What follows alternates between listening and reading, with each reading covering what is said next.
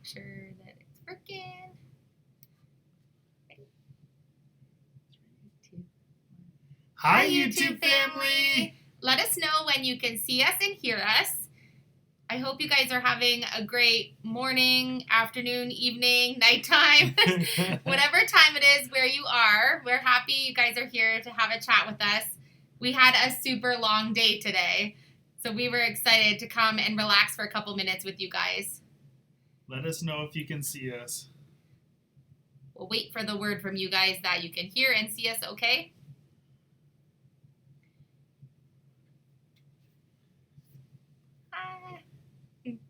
Oh, perfect. Thanks for letting us know. Sometimes it lags a little bit on our end, so we want to make sure you can hear us and see us okay. Good evening. Hi, everyone. Hi, Dakota. Hi, Jasna, Lisa, Debbie, Barry. 7 p.m. in New Orleans. Finally caught alive. Hi, Lisa. Glad you caught us. We filmed all day today, and we are a little windblown. It was so cold. You wouldn't even believe what it was doing this morning when we woke up. So we live in Ontario, Canada, and when we woke up this morning, it was snowing. Hi, Kayla. Yeah, Kayla. It was the biggest, whitest, fluffiest snowflakes ever, too. It was the snowflakes that you look outside the window and you're like, I am not going out today. So 2 days ago, we were gardening in T-shirts, and we were sweating, and the kids were coming in to put shorts on and wanting to be in bare feet, and 2 days later, it was only 4 degrees and snowing. So we couldn't do any painting in the camper today. No, way too cold. And we couldn't put the sealer on the roof, No. and we couldn't do any caulking in the kitchen, and we couldn't really do anything in the camper that we need to do before our next steps because it was so cold that we know from working in the camper on some of these other cold days that nothing really dries properly when it's too cold. So we decided, we got really lucky this morning. Yesterday afternoon, at the end, like probably mid-afternoon, about 3 o'clock, we placed an order with our favorite McNaughton's Home Hardware store to be able to get some supplies. Hopefully that within the next 2 weeks, those materials would arrive and we would be able to start our porch renovation. Well, by 11 o'clock today, 11:30, we heard the great big home hardware truck pull up, and they were already delivering our supplies that we need for the camper and the porch renovation. It hadn't even been 24 hours. They were so speedy, and they didn't really need to be that speedy, and it was amazing because that meant today we could get started on that project. And it's such an exciting project because I think for the last 6 years, Elisha and I have been sitting out on the front porch going, we really should screen this in. So this is a project that we have wanted to work on, literally. I think we bought our house about 6.5 years ago. And probably 5 years ago, we started sitting outside more and more and more on the front porch. Yeah. And every time we're sitting in there, we're like, we need to get this screened in. We get eaten alive by mosquitoes, and so we thought we better get this done. And so when we were doing the lawn the other day, when Philip was doing the lawn the other day. Oh no, you were there for moral support. We decided that we were just going to do it, but we thought that we would have the delivery for the supplies maybe about 2 weekends from now. We would be thrilled if it showed up that early.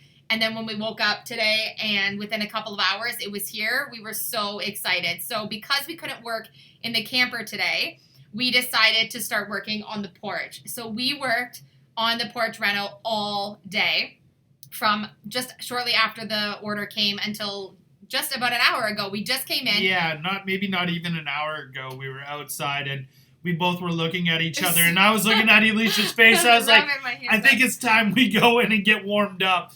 And our fingers were frozen, and Elisha's face was windburned. I get windburn really easy, so you might see me wearing like the neck warmer Hurag across my face in some of our videos, but I have really, really sensitive skin on my neck and my face. And so I get windburn really easy. As you see, I'm pretty red, and that was with having my face covered today. So the whole time. Yeah, the whole time. So it just so happens that I just get pretty windburn easily. So it was so windy and it was cold, but we saw the materials came and we thought we absolutely have to get this started. And the door that we ordered for the front porch is so unbelievably gorgeous. Yeah. When you order something online on a website and you don't get to see it in person, in store, like you normally would because things are closed, you don't really know what you're getting. And when it got dropped off, I called Philip outside right away because it is so gorgeous. I'll show you a picture of the door. You'll see it.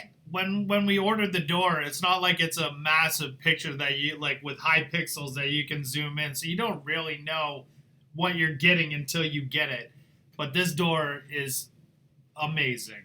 And the color that Alicia chose is perfect. I will show you the color of what I'm going to paint the door if you want to see it. So let me know in the comments because I don't want to ruin it for anyone, but I'm excited to show you guys. So the door comes a raw wood, and then you can paint it whatever color you want. And so this is the door that we got. Oh, hold on. I got to go the right way here. I have to turn it on this side. My dining room light. Okay, so there's the screen door that we ordered, and it's just solid, like raw wood material, and then you get to put on your own hardware, paint it whatever color, put your own sealer on it, and make it your own. So you can purchase this already done in white, or you can purchase it raw. And so I really know that I want that front porch door to be a color to create that curb appeal that I'm looking for. And so, color, yes, please. Okay. So the color that I've decided, first, before I tell you the color, last night, my dear Philip knew that we had worked so hard on building the Trash to Treasure table that we did, if you missed yesterday's video. And I was dying to see what that $10 auction find vintage couch was going to look like on the porch. I know we need new carpeting and that we're going to be building out there. Do you know that, I'm sorry not to interrupt, but do you know that it's carpet that you even want to put down I don't know if it's carpet, but we know that the carpet that's there, the green moss-covered carpet, needs to be removed. We need to definitely change what's there. So we don't know if we're going to do flooring or carpeting or stenciling. Like, we have no idea exactly what we're going to do, but we want to build the structure first, and then we'll kind of see it come together, and that maybe will give us an inspiration for the floor. But the couch that we've been using as our think couch out there for years was actually built from some items that I brought home from the dump. It was one of those old wood couches that would have used to have the framing, and there was only some of the pieces there, and we trashed and treasured it into a couch for the front porch. But it's way too big for the front porch. It's too deep. It's way too deep for the front porch. We love how long it is because all four of us can sit on it and our pup. But it's too deep. I think everyone can fit on the yellow couch. Everyone can. Yeah. So I had this vision. You know, I usually in my head, I kind of have an idea of what I want something to look like. And I thought, I only paid $10 for that vintage couch. And if we're going to screen in and all season this porch, I thought, why not just put the $10 couch that I love, that's a beautiful cheery color, out on the front porch and be able to decorate around that porch. Because I love vintage and I really like that mid-century modern kind of bohemian style. And I thought, I could really boho earthy up this space and have one of my favorite colors is that deep mustard yellow. And I thought, why not? So if you don't know what I'm talking about for the couch, I'll quickly show you. And then this is the couch. Oh yeah, that's a nice picture. This was the day that I brought home. Oh, why does my dining room light reflect? Hold on, I'll get it right. Okay, so this is the yellow vintage couch. If you've missed that video, you need to check out the Auction to Treasure video where we show you that couch. It was only $10. I won this for $10. I had to have the best poker face to be able to get this because there were other people there that wanted it, but clearly no one else there had a truck to bring it home. So I was really lucky. So that we moved to the porch last night to see how it would fit, and then also put the table that we made in our Trash to Treasure yesterday. And even with the grungy, gross green carpeting and everything, and the thing nothing even built out there, it looks so nice. And we had to sit up there for a little bit last night because it was so cozy.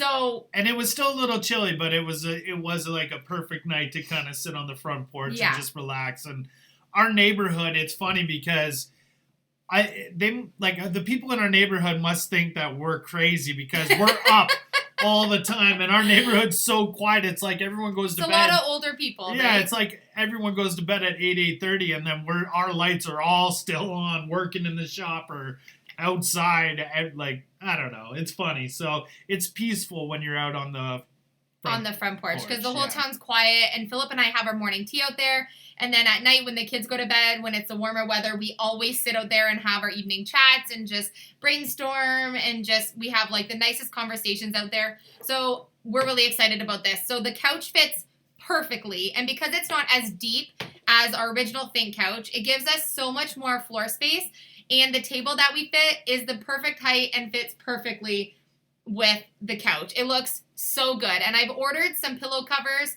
to go outside for the porch and a few things to decorate the actual space that are things that I'm not making. Just they're like really cheapo covers that are going to go on it. But I think they're going to take a while to get here. Amazon orders, non-essential. So it's going to be a little bit, but I'm really excited. So the door that we ordered came and it's absolutely gorgeous. So we were going to get a cheaper door, and then we decided that we would splurge a little bit and get the door that we were like, wow, this is our dream porch door. And I decided what color I'm going to paint it. So you guys said you wanted to see it. So if you don't want to see it, then turn away. So I will show you. So I've decided. I hope it turns. Yeah. Like if it shows. I just painted the lid on the screw jar that we did from the thing today so I could show you. But I'm going to paint it. You probably really can't tell the true color on here, but I'm going to paint it a wheat golden yellow that is very similar to the color of the couch. It's just a little bit darker. And so I think it's going to look really nice. And then I'm going to do black hardware. And then the rest of the screen and porch is all going to get painted fresh white to match our house. So it's going to give us that nice, bright curb appeal that we're looking for. And then we can design our gardening and everything off of that at the front, because we have beautiful white hydrangeas, the great big white puffy ones. And we have a lot of beautiful green and white hostas. And I think it's going to look really, really gorgeous. We even have some yellow hostas. Yes, we even have some hostas that have yellow tones in them. And then the plant that you guys suggested what the name was actually called, that is growing in right at the front, which is the yellow and green. So I'm really excited about being able to put it together. I know it's just a tiny little swatch, but hopefully when it's actually on the full door, you can see it better, because it looks a little bright. It looks a little fluorescent inside. Our dining room lighting isn't but the it's best, really not that like bright. It's perfect. Yeah, it is crystal. Yeah, it's like a mustard. Crystal. It is. It's like a vintage mustard color. It's the same like family tone yellow as the couch. It's just a little bit darker because I didn't want to make it exactly a match, just so that things aren't like too matchy. But yeah, I'm pretty excited about it. I think it's going to look really, really nice. And I think I'm going to go with like black and white, very like Aztec vintage sort of vibe on the pillows and stuff from what I've ordered. I ordered, if you want to see, I can show you. I have pictures of what I ordered. I want to see. I forget. I ordered them a little bit ago, so they take a little bit of time to get here. I've been sending them to Phil's cousin. So I ordered some black and white. Ooh, that's really nice. Like black and white Aztec kind of pillows. Oh, it goes this way. Pillows. And then I also ordered like a multi-set that has wrong side. A multi-set like black and white.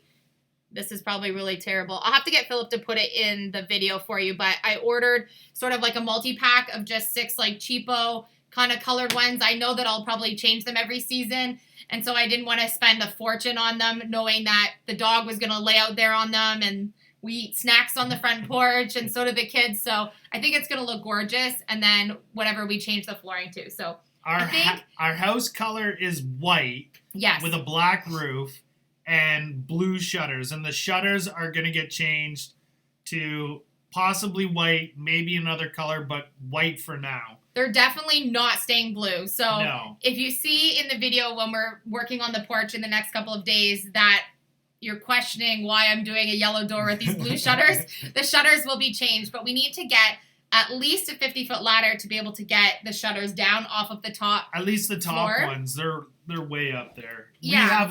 We have a 30+ foot ladder, and I can't even reach the bottom when I'm on the top of it. So we're gonna need to borrow one of the neighbors' 50-footers. So yeah, we're gonna be changing the shutters, which I think is going to change like the whole look outside. And freshly paint the other doors, but I think this is the only door that I'm going to do yellow, is just this one porch door. I want it to be very clear that that's our front door space, because people are always kind of confused at what door is our front one, because we have 3 doors. We have a mudroom door, my art room entry door, and then the porch door. So now, hopefully, this will designate that as our, proper front door. So, Crystal, there's a house in our neighborhood that's white siding house with black shutters, and all the accents are black, and it's absolutely gorgeous. It's gorgeous. Yeah. I think pretty much all the houses that are in our area that are white houses, white siding like ours, do have the black shutters. There is even one kitty corner across the street from us.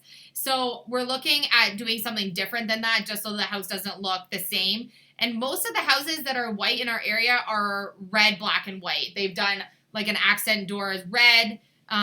So I really wanted to do something different, and red's not my favorite color, so I just thought red's actually like my least favorite color, right? Yeah. Pretty much. Red's like my least favorite color. Yeah. So I really didn't want to go with red. Belinda, we're not hating on blue at all. It's not the blue itself. It's just that it's the original blue. It's so faded. It doesn't look like it used to. When we originally bought the house, the blue was fine because we actually had a blue roof, so the blue... All the shingles were blue. We lived really close to the lake, so it looked like a cute little lake house.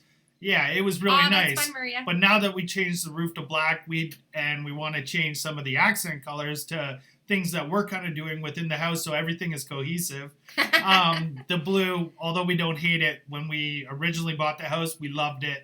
It's just time for a change. That's all. Yeah. And I made a comment about how it was like a grandma color blue in the video.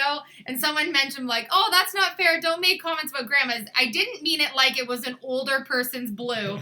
My grandma, when I was growing up, lived near the lake. And her shutters and colors on the houses were this same shade of blue. So for me, it reminds me of my grandma's blue. So it really wasn't like anything. Yeah. I hope someone will climb the ladder. I'm not climbing the ladder, Jamie. It won't be me. Thanks, Michelle Clark. That's sweet.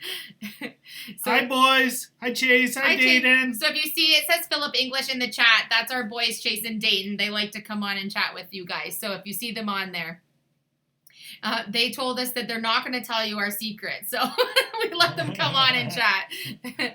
So yeah, and we actually were considering maybe even not putting the shutters back up because they're just there for decorative purposes. They're not there for function. My worry is that when we take them down, because they've probably been up there for years and years and years, that they may be, the siding may show up as a different color underneath. Could be like a stark white right underneath. It could be super bright underneath and then faded where the shutters weren't. So we'll have to wait and see when we get a couple of them off, if we even put them back up, because we would rather just maybe take them down and not have them at all if they're not faded underneath. So we'll have to wait and see.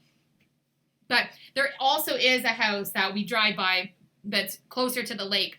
It's a massive house. It's a huge house, and it's so bright white. It's absolutely beautiful. It's but in the woods a little bit. It's set back in the woods with big property. It's absolutely gorgeous. They have a white house that has white shutters, and it looks really like seamless and clean, and it looks really, really cute. So we like that style also. So we're considering maybe even just painting the shutters white if we have to keep them. Spill the beans. Spill the beans, Dayton.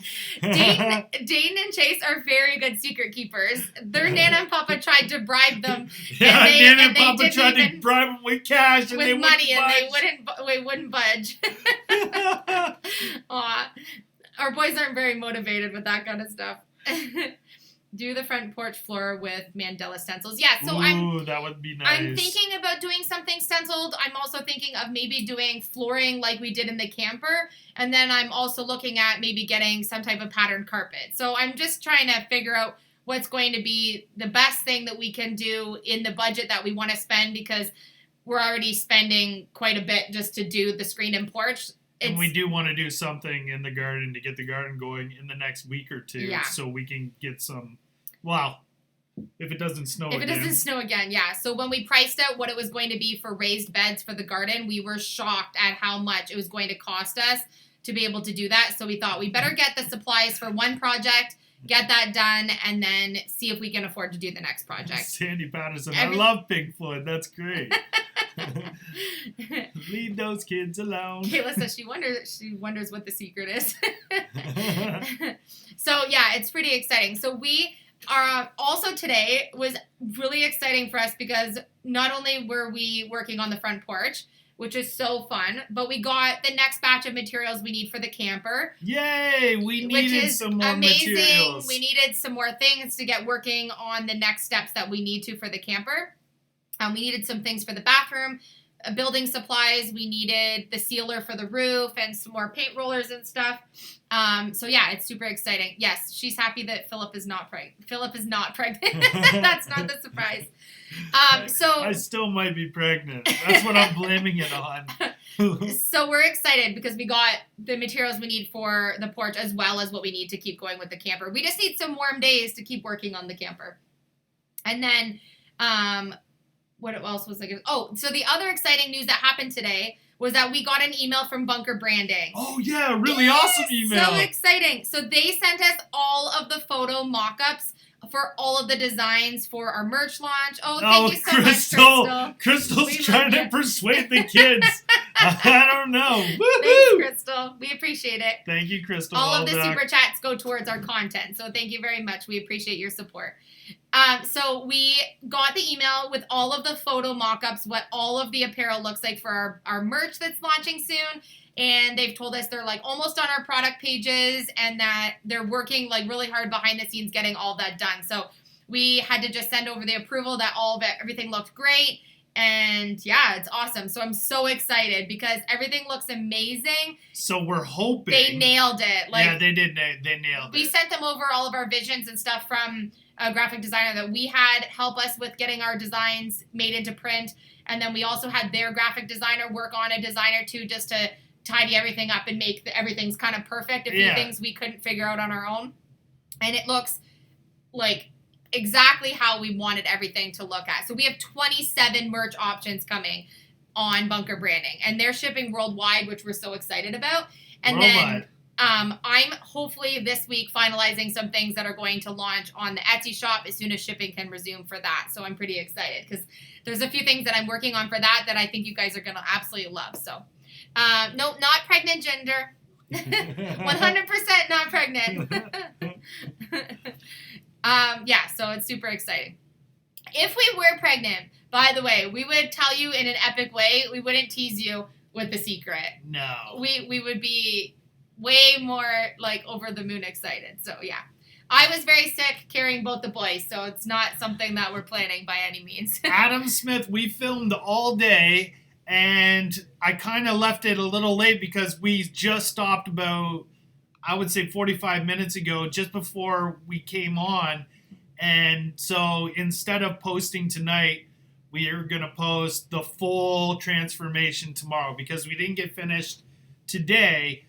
We're going to post a longer video tomorrow with the whole transformation. As well, working on the porch renovation. We have not done a porch renovation before building this, so things take a little bit longer when you're trying to make sure that things are perfect, especially we're working on the exterior of our house. Yeah. So this is something that we want to make sure that absolutely everything is built perfectly and exactly how we want it. So we didn't want to rush through just to be able to get the video finished up. So we filmed the whole project, which is it's very difficult to do while you're working on something that you have to really think about what you're doing. It's not just, something you've done a lot of times before.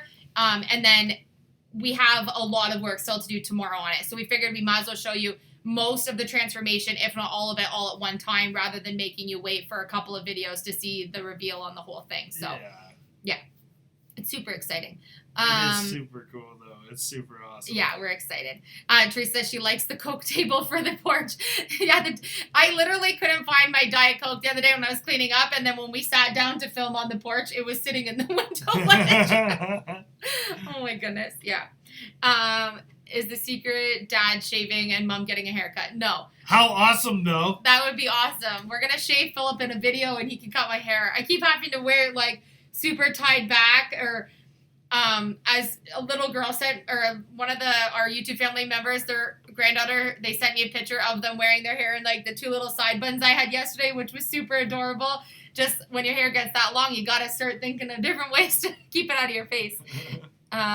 Sounds like Scout's honor. I'm not with child. Feeling not know what day it is. Yeah, so we literally never know what day it is for sure. But speaking of what day it is, we have a few of our options for our merch as what day it is. And we saw them today, and they're so awesome. So we're really excited. And I'm going to order so much. Yeah, we're going to order so much of our own merch because we're so excited that we're getting it and that we're going to have it to be able to wear in our videos and just day-to-day stuff that we design. So we're excited.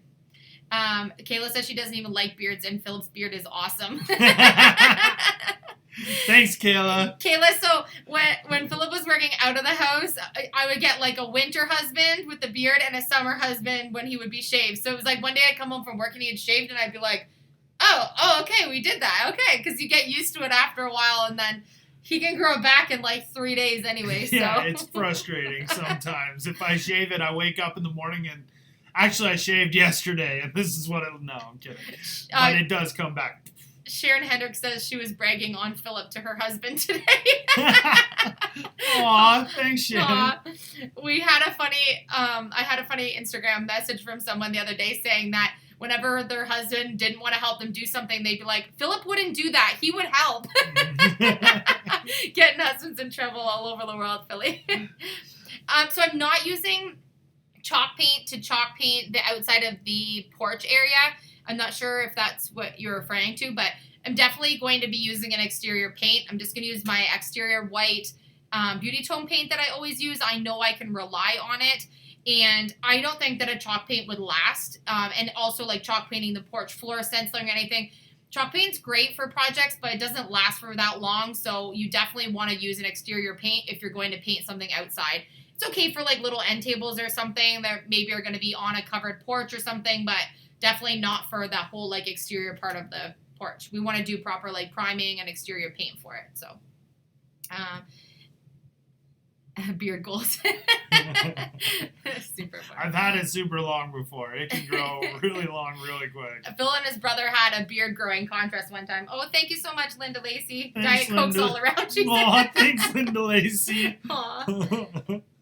I'm sorry, I'm itching my eyes like crazy. So I've decided.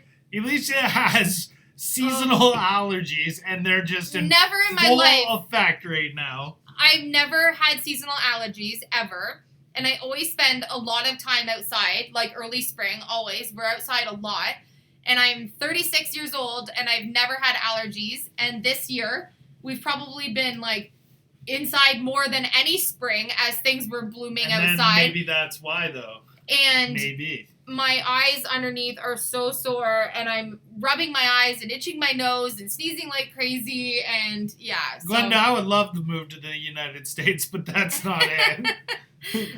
No, not the secret. Maybe one day. And we're not opening an on-site store. That's not in the plans for us right now. Although I would love to have my own store, I've had a little bit of like a mock-up setup store, pop-up shop before.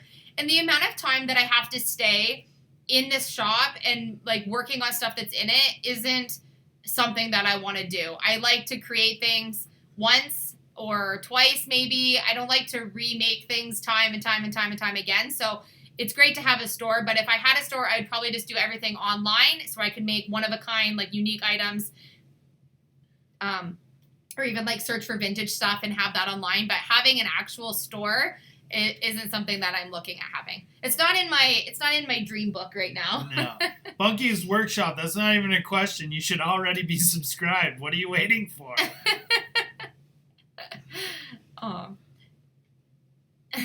There's like 106,000 other people who have subscribed, so just join the club already. Yeah. Super fun. You want to do a board like behind me, Ginger? Yeah, so Ginger, this wood quilt was so much fun to do. I've moved it around the house like a bunch of different times. I just have it leaning there right now because I'm contemplating repainting the dining room again. No, not contemplating. I'm it's going happening, to repaint the dining room. I think we just got to finish a couple projects before we get to the dining room. So I've moved it just so I can kind of see what I'm going to do here. But It was so much fun to build, and all I did was work with 45-degree angles. It's super easy. It's like a project that any beginner can do if you don't have a lot of experience. I've been making all different kinds of wood quilts with different materials, like the floor underlayment for the door, and then this one I made with the 1x2, so this one is actually super heavy, but I was able to stain some of the pieces. When I use the flooring underlayment, I can't actually stain it because it's already like a mahogany color, so then the stain doesn't show up properly, but super easy to do. Like the wood quilts are fun to do, and they're fun and they're rewarding at the end because they're really not that hard to do. And this one behind us didn't take you that long to do it, and that was the first one, and it turned out absolutely beautiful. People kept writing it's Mother's Day. I had to check. I was like, no, it's Sunday. Don't do that to me. Are you kidding me? Aww. That would have been the worst. Sharon Hendricks is saying, remember the farmhouse clock that I made for a client? Yes. So, funny story, or not really funny story, sad story, kind of. I still have the clock because I actually made that clock for my son's teacher who ordered it and wanted it for her house. And she actually did a wonderful job editing my book for me. And so I was trying to surprise her. She ordered the clock, but I was trying to surprise and give it to her as a gift for editing my book for me. And then everything happened and we're all staying home. So it's actually sitting on top of my bookshelf, ready to give to her as soon as we can kind of get out and do that because I haven't been able to even get it to her yet. So I still have the clock at my house right now. But yes, that clock was super easy to make. It was so much fun. It was the first clock that I really did right from scratch. I just did it out of scrap wood, and it's gorgeous. Like, I need to make one for us, too. Yeah, no, it's absolutely gorgeous. Gunner's not our pup's not pregnant. He's a boy. He's about as pregnant as Philip. Yeah, me and Gunner, I don't know what's going on in this house. The two of us. Gosh. Melody, usually, thank you for the flowers. Usually on Mother's Day, Philip and the boys take me to my favorite garden nursery. It's called Cannondale's Nursery. It's about maybe 40 minutes from our house. Yeah. And when we first bought our house, every year they've taken me there to pick some things for the garden that can grow year after year after year. And so a lot of the plants... We splurge. We do double carts. We fill it. Yeah. We treat Elise with all the flowers, the everything. It's such a fun time, and we've been doing it for so long, and it's going to be sad this year. It's my favorite thing to do for Mother's Day. They always ask me, what do I want, because they always want to buy me stuff, like presents and stuff. I'm like, I just want stuff for the garden, because it comes up every spring, and it's just absolutely gorgeous. It's my favorite thing to have things come up in the garden in the spring. So, yeah, but we're working on a few other things, like obviously we're working on the camper and this porch renovation, and we have our surprise that we're doing at the end of the month. And so there's lots of fun, exciting things this month that we've kind of like blown the budget doing some pretty big projects right now. So I'm more than happy just to hang out with the boys for Mother's Day this year. So. Oh no, we need plants.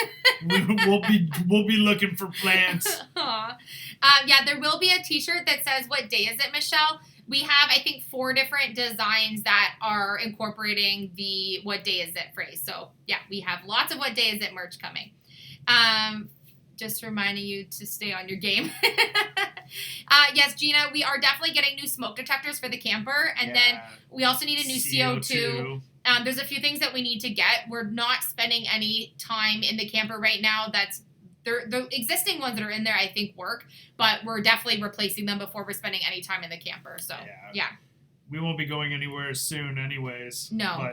But, Bunky's Workshop was just asking, do you have plans for the first camping trip after the remodel? So, we really want to go to the East Coast this year. That was one of our plans for the summer. I don't know whether or not we'll be able to do that or not, just with the world issues that are going on, but our favorite place we've been yet to travel was to go through the East Coast. So we definitely want to do that again.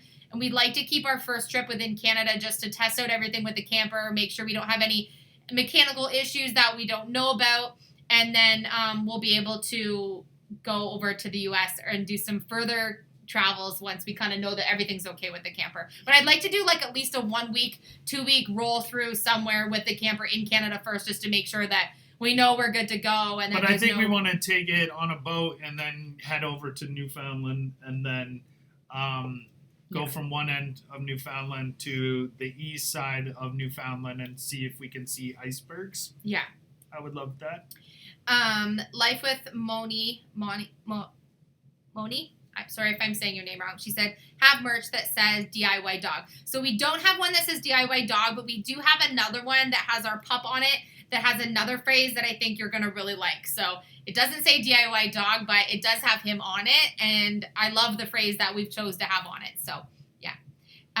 Mother's Day in the UK is different. Oh, Mother's Day in the UK is in March. Huh. And Father's Day in the UK is in June. Yeah, Father's Day is June here. I forget what day it is, 22nd or something. And Mother's Day is apparently Sunday, which I totally forgot about. So you could have gone away with that one. Because I would have forgot. Rain caps. Vinyl rain gutter caps attached to your fence for the garden. Yeah, I saw a bunch of pictures of that online. I did look that up. I think it looks really cute when you have the strawberries and stuff hanging and planting on it. So I think we might do something like that. We're trying to use materials that we have at home to be able to do a lot of our projects because we like to upcycle. And normally we can scavenge and find some of these items secondhand or thrifted or something. But right now, having to buy everything new really puts a damper on the budget for projects. Yeah. So we would normally use a lot of reclaimed wood, for example, to make our raised garden beds. And when we priced it out, even just to make 4 of them was going to be over $600. It's still probably going to happen. Yeah. So it's difficult to kind of justify when we know that usually we can kind of find stuff to make stuff with. So, yeah. Yeah, so No Name, which is an awesome name. What do you think you're going to redo the inside of the bathroom with? In the camper? In the camper, yeah. Yeah, so I'm going to probably leave the 2 side walls white because the inside of the bathroom is so tiny. Like, it's so small in there. There's not even a toilet in there right now, and I don't even know how we're going to manage. It's so small. It's not, like, to get ready. No, I know. I don't get ready in the bathroom anyways. I'm just saying, like, right now, we were trying to do the flooring, and you can't even squat down. Like, if you drop your hairbrush, it's staying down there. It's staying down there. I want to paint the vanity, and then I'm also was planning on painting the tub and the sink with the epoxy. I bought the bathroom tub and tile repair kit to be able to do that. But after doing some research, I've actually discovered that product isn't going to be that durable. And so when we're going to be using it to, like, quickly rinse the dog off or us in and out, maybe washing things in the camper, I've heard that product chips a lot. So now I'm trying to see if I might try some of the, like, do-it-yourself de-yellowing techniques that I've seen on YouTube to see if I can get that yellow color out of the tub and, like, bring it back to white without using the epoxy. But if I can't, then I'm going to have to try the tub and tile kit and just see what happens. So, and then I have an idea for the backsplash area that goes all the way up that back wall. So Philip needs to put in more insulation and then build that wall back up across the back, right? Yeah, which is going to happen soon. Yeah. And then I've got something that I'm going to DIY to do to that whole back wall. And I'm not going to use peel and stick tiles, or I'm not going to buy tiles. I'm going to create my own thing for back there. I don't want to give it away, what I'm going to do. Okay. You want me to give it away? Well, you can give it away. Okay, I think what I'm going to do is create my own tiles similar to what I did in the kitchen space, but I don't want them white. So I'm thinking about making all of them like a subway tile kind of look.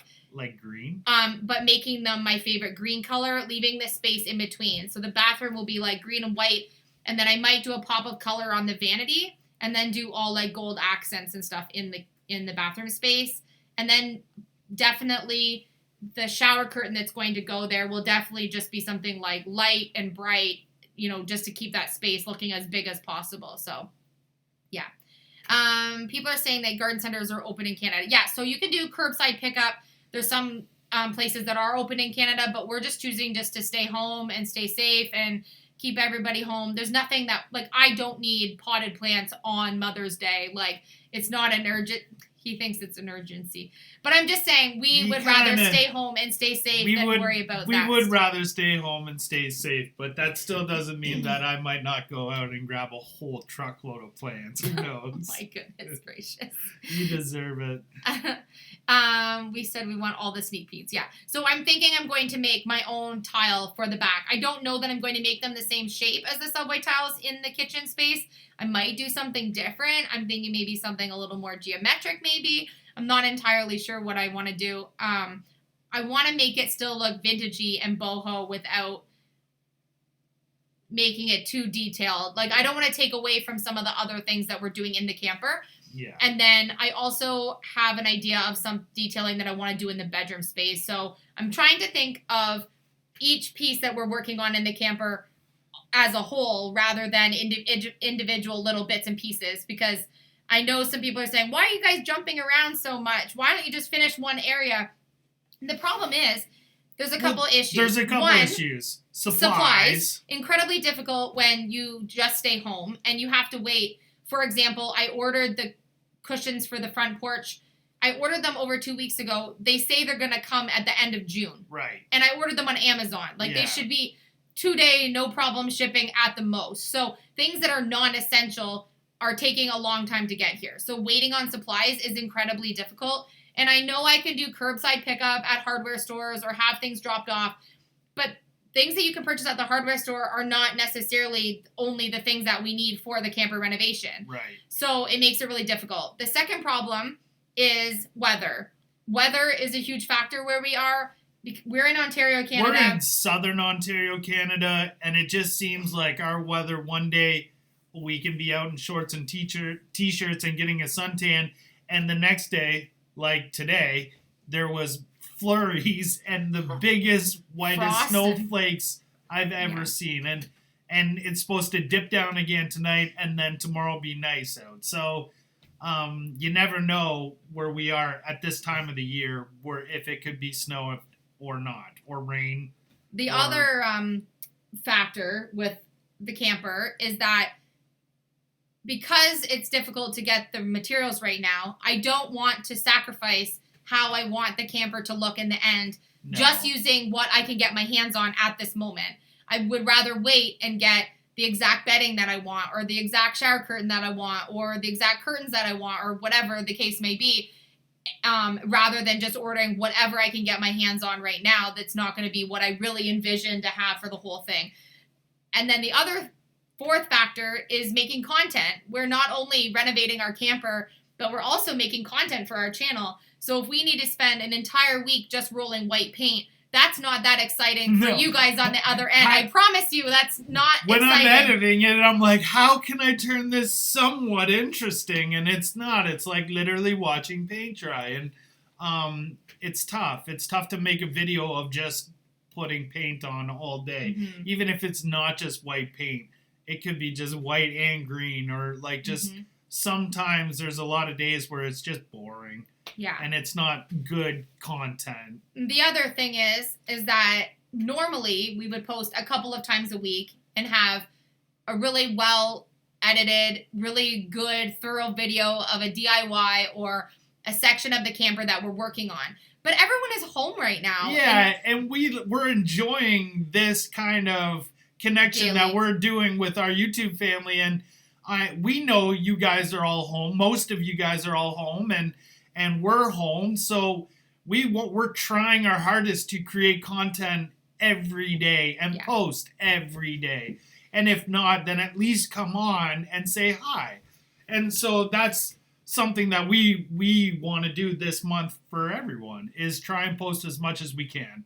Our goal this month was to post a video for you guys every single day and just spread that positivity and spread that cheer for everyone. Yeah. And just be there as a support for everyone, because we know that being home isn't normal for everyone. And it's normal for us with the way that we are working with YouTube now.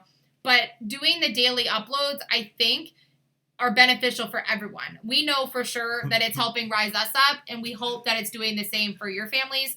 So us doing a video every day, maybe after we film, we still have to roll 3 hours of white paint that you guys don't get to see, but there's so many monotonous things that we're working on in the camper that are just not exciting for video. So we love you guys. We love you guys, and we just want to be able to do daily uploads right now to support everyone if we can. So yeah. But for example, today, working on the front porch, we're not posting tonight. We just would rather give you guys a better, more thorough video showing you more of the transformation, because what we did today looks like we put up a couple of boards of wood, but it took us like 6 hours to get those up because it's very difficult to do what we're doing right now. So hi, Sharon Bennett. Hi, Sharon. So hi, Mama. I didn't see you, Mom. We love you too.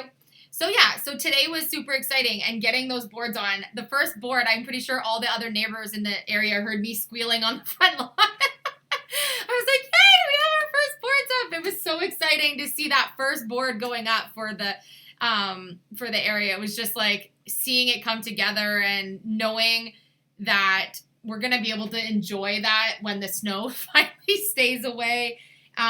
Just having tea on the front porch, like that's time that we really, really like doing that. So, and then as the weather gets warmer too, we can even sit out there and do like video editing and relaxing. It's one of our favorite spots to start the day and end the day.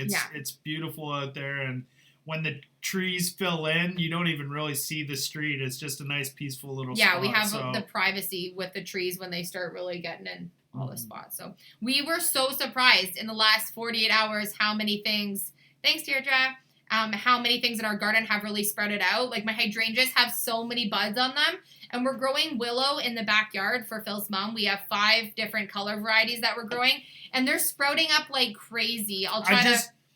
I just chopped 10 feet off of every single piece, and they're already, some of them are like 2 feet. Yeah. It's insane how quick they're growing. Yeah.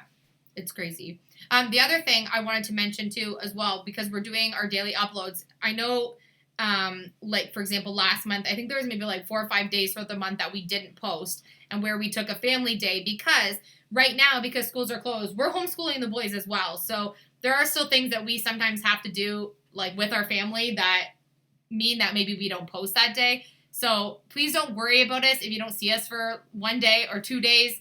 Nothing's wrong with us. It just means that sometimes we have things we have to get done. Like we do have kids here, and we do have like family responsibilities and things to do. So if you don't see us, we usually will post and let you guys know that we're not posting that night. I know some people have been sending messages like they're worrying that we're sick or that something's wrong, or worrying about our internet connection or like whatever. If we can let you guys know, then we usually do. So that's what we try to do. Kim's getting snow. My condolences to your snow, Kim. Sorry, Kim. I was talking we may have sent it your way. I know. I was talking to Christina from the DIY Mummy. Her and I talk on Instagram. Her and I are actually going to do a collaboration in June with the camper, which is really exciting. But they got snow on Monday, and she got dumped with snow. So I had to send her my condolences to her snow on Instagram, because I saw that she posted that they got a whole bunch of snow. And then I saw I was also in for it where we are. So yeah, not ideal. Ginger says, Mama English, you raised a great kid. Aww. Thanks, Ginger. Yeah, she did raise a good kid. She raised one good kid. The other bad apple. That other son of hers. My goodness gracious. Thanks, Monkey's Workshop. I'm glad you subscribed. Thanks for joining our YouTube family. Spoon over here. Teresa Camp, we love you back. Yeah. So I am looking at doing some ideas that I'm doing on the front porch. So I won't show you guys everything that I'm going to do, but I definitely want to be able to use that space also in the front, because that's I always get it wrong. What facing corner? What? That's what I just did in my head. I was like, what corner are we? Yeah, south, west. Yeah, kind of east, south. Let's put it this way. We get very nice half-day morning sun, basically, in that corner where the porch is. It's like an east-south facing, kind of more east. Yeah. No, more south. More south well, facing. Plants grow really, really well on that porch space, and so the only problem that I've always had is that we will get a lot of birds on the front porch because it wasn't screened in. And so I really am really happy that I'll be able to put quite a few of my plants out on that front porch space in the warmer months, and then not have to worry about bird poop all over the porch or them getting into and eating the plants, because that's what's happened to me before. And so, like, even like my plant Groot, I would love to in the daytime just go put him on the front porch and know that it's screened in and I don't have to worry about it. And also having the screen kind of deters a little bit of the wind. Oh my gosh. Okay. So Alicia was moving around some of the plants, and we have like cactuses or cacti, lots of cacti. Oh my goodness. And she moved I moved them all because I watered all of them. Yeah. And me and G. Lewinsky were playing on the ground, and I was on all fours, and I'm messing with the dog, and he's messing, and he's moving his tail, and I'm moving my tail, and I knocked one of the spikiest cacti on my leg, and then I sat up, and it was stuck in me, and I couldn't... On the back of his leg. On the back of his leg. He's like in crawl position on the ground. It falls in between his back leg, like on his back legs, where his calves are pointing up to the sky. And he's my leg. Alish, there's a cactus stuck in my leg. And he's screaming from the floor, and the dog isn't understanding why he's screaming. So the dog's getting more riled up because he's making noises he doesn't normally make. So I'm holding the dog back, and I can't move. I'm like, you gotta help me get this cacti out of my leg. So I'll be really happy when some of those cacti get outside of their house. I had that particular cacti on the ledge where I normally don't have it, but I had watered all of them. Where so is it? I moved all the... I think I moved that one to the art room, but maybe not. He's gonna get this cacti. It's the white. This one?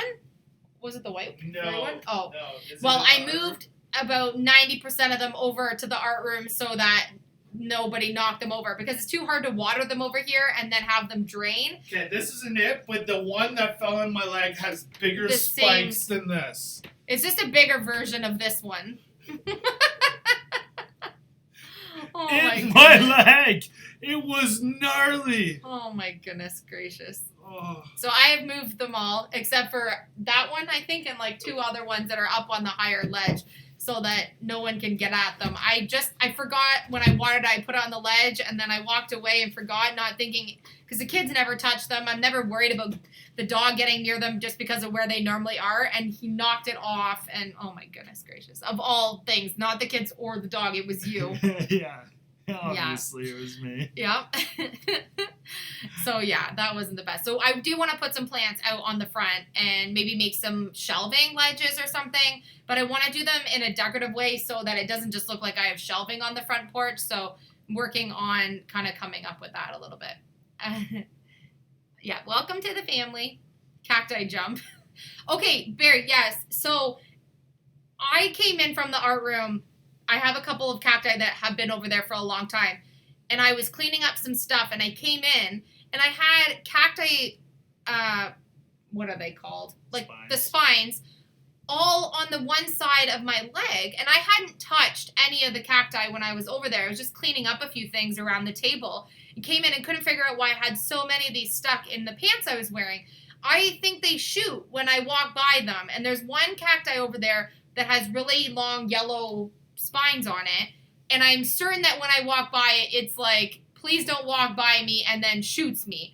So every now I'm like worried to walk by it because I think it actually shoots things. I don't know. Maybe it's in my head, but I don't think I didn't touch a cacti, and when I came back over both times there was stuff. So okay, so if you guys know anything about shooting cacti, please let me know. Yeah. I want to know, is this a thing? Because she keeps saying, that cacti just shot a spine at me.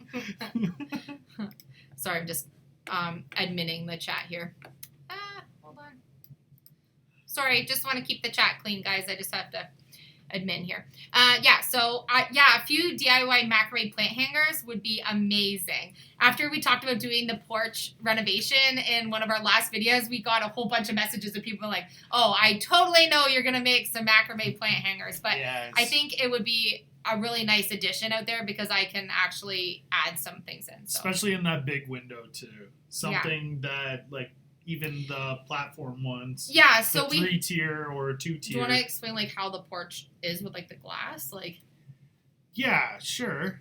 So we have, like, the window be tough part. to explain. So on the porch space, we have the whole like open area that we're now screening in, but there's a permanent window that's part of that side porch, right? It's got a super thick glass on it, and we're not removing that. We're just going to leave that there. So Philip was just saying some of the 3-tiered shelving that I made where the pots can sit in those holes that we routed out, they might be neat to hang where that window space is. So, yeah. I'm going to come up with some kind of a shooting cacti. Deirdre, I know, I swear. Whimsy2 says there are shooting cacti. There are? We have one, apparently. I swear I have one. I've never been shot by it. I hope I never do. I'd hate to get in a standoff with a cacti. I've had to keep them, a couple of them that I really like that are growing quite big, who the spines are getting a lot bigger than just when you buy them and they're just sort of just nice to look at.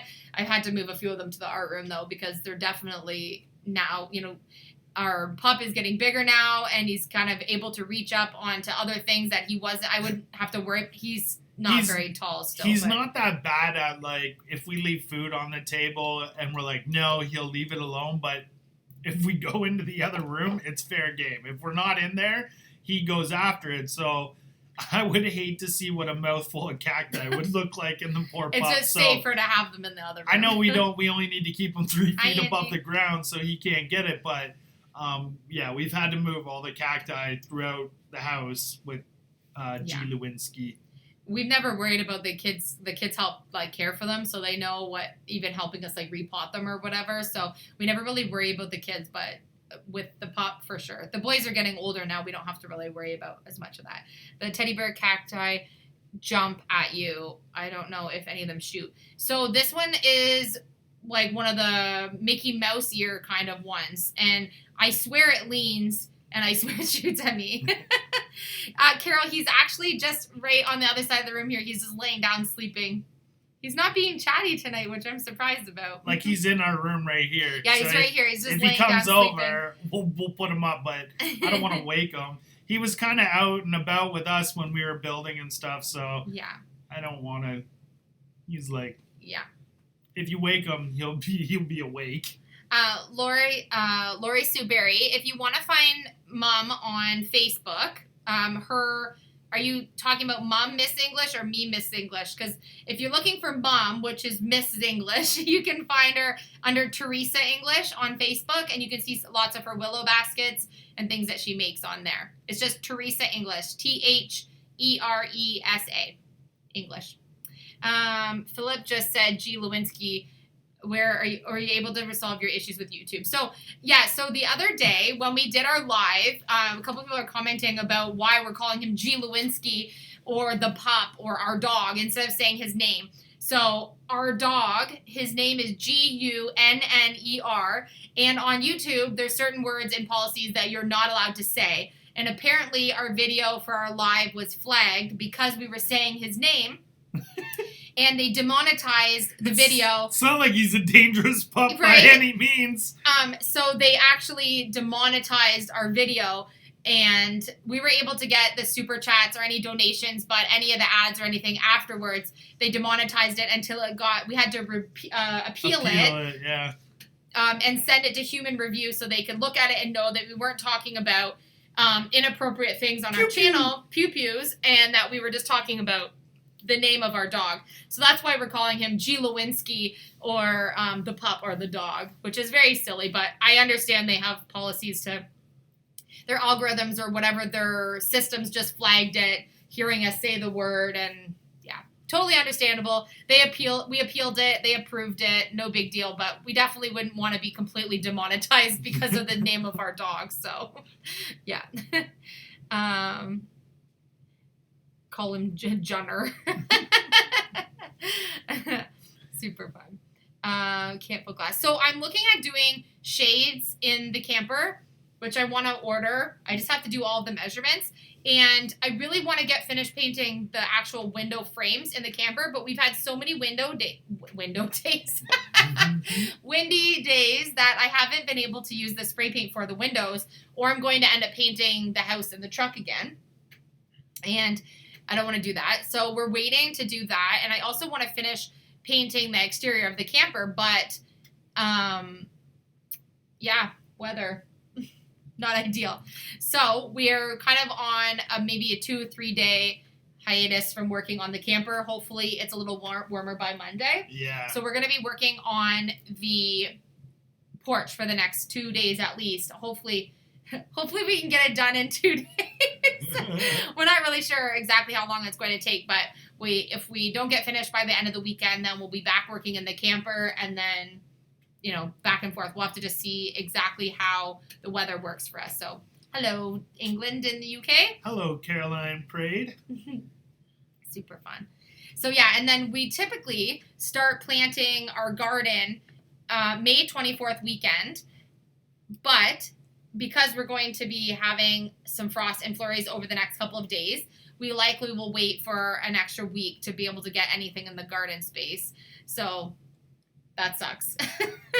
But it's nothing we can do about it. It happens. Usually we get some cold front and then it kind of comes back pretty quickly. Like the warm weather will show up fast, but we get these random cold days at the end here. The only problem would be is if we had like a serious frost on the ground, even if we do plant May 2-4 weekend and we know there's a cold front coming through, which we've had in the past. I've gone out and just thrown buckets over top of your plants or any little seedlings that have hatched. You just want to put a bag over top of it. Mm-hmm. It won't kill it. It'll just let it, hey, Gina. It'll just give it a little bit of insulation.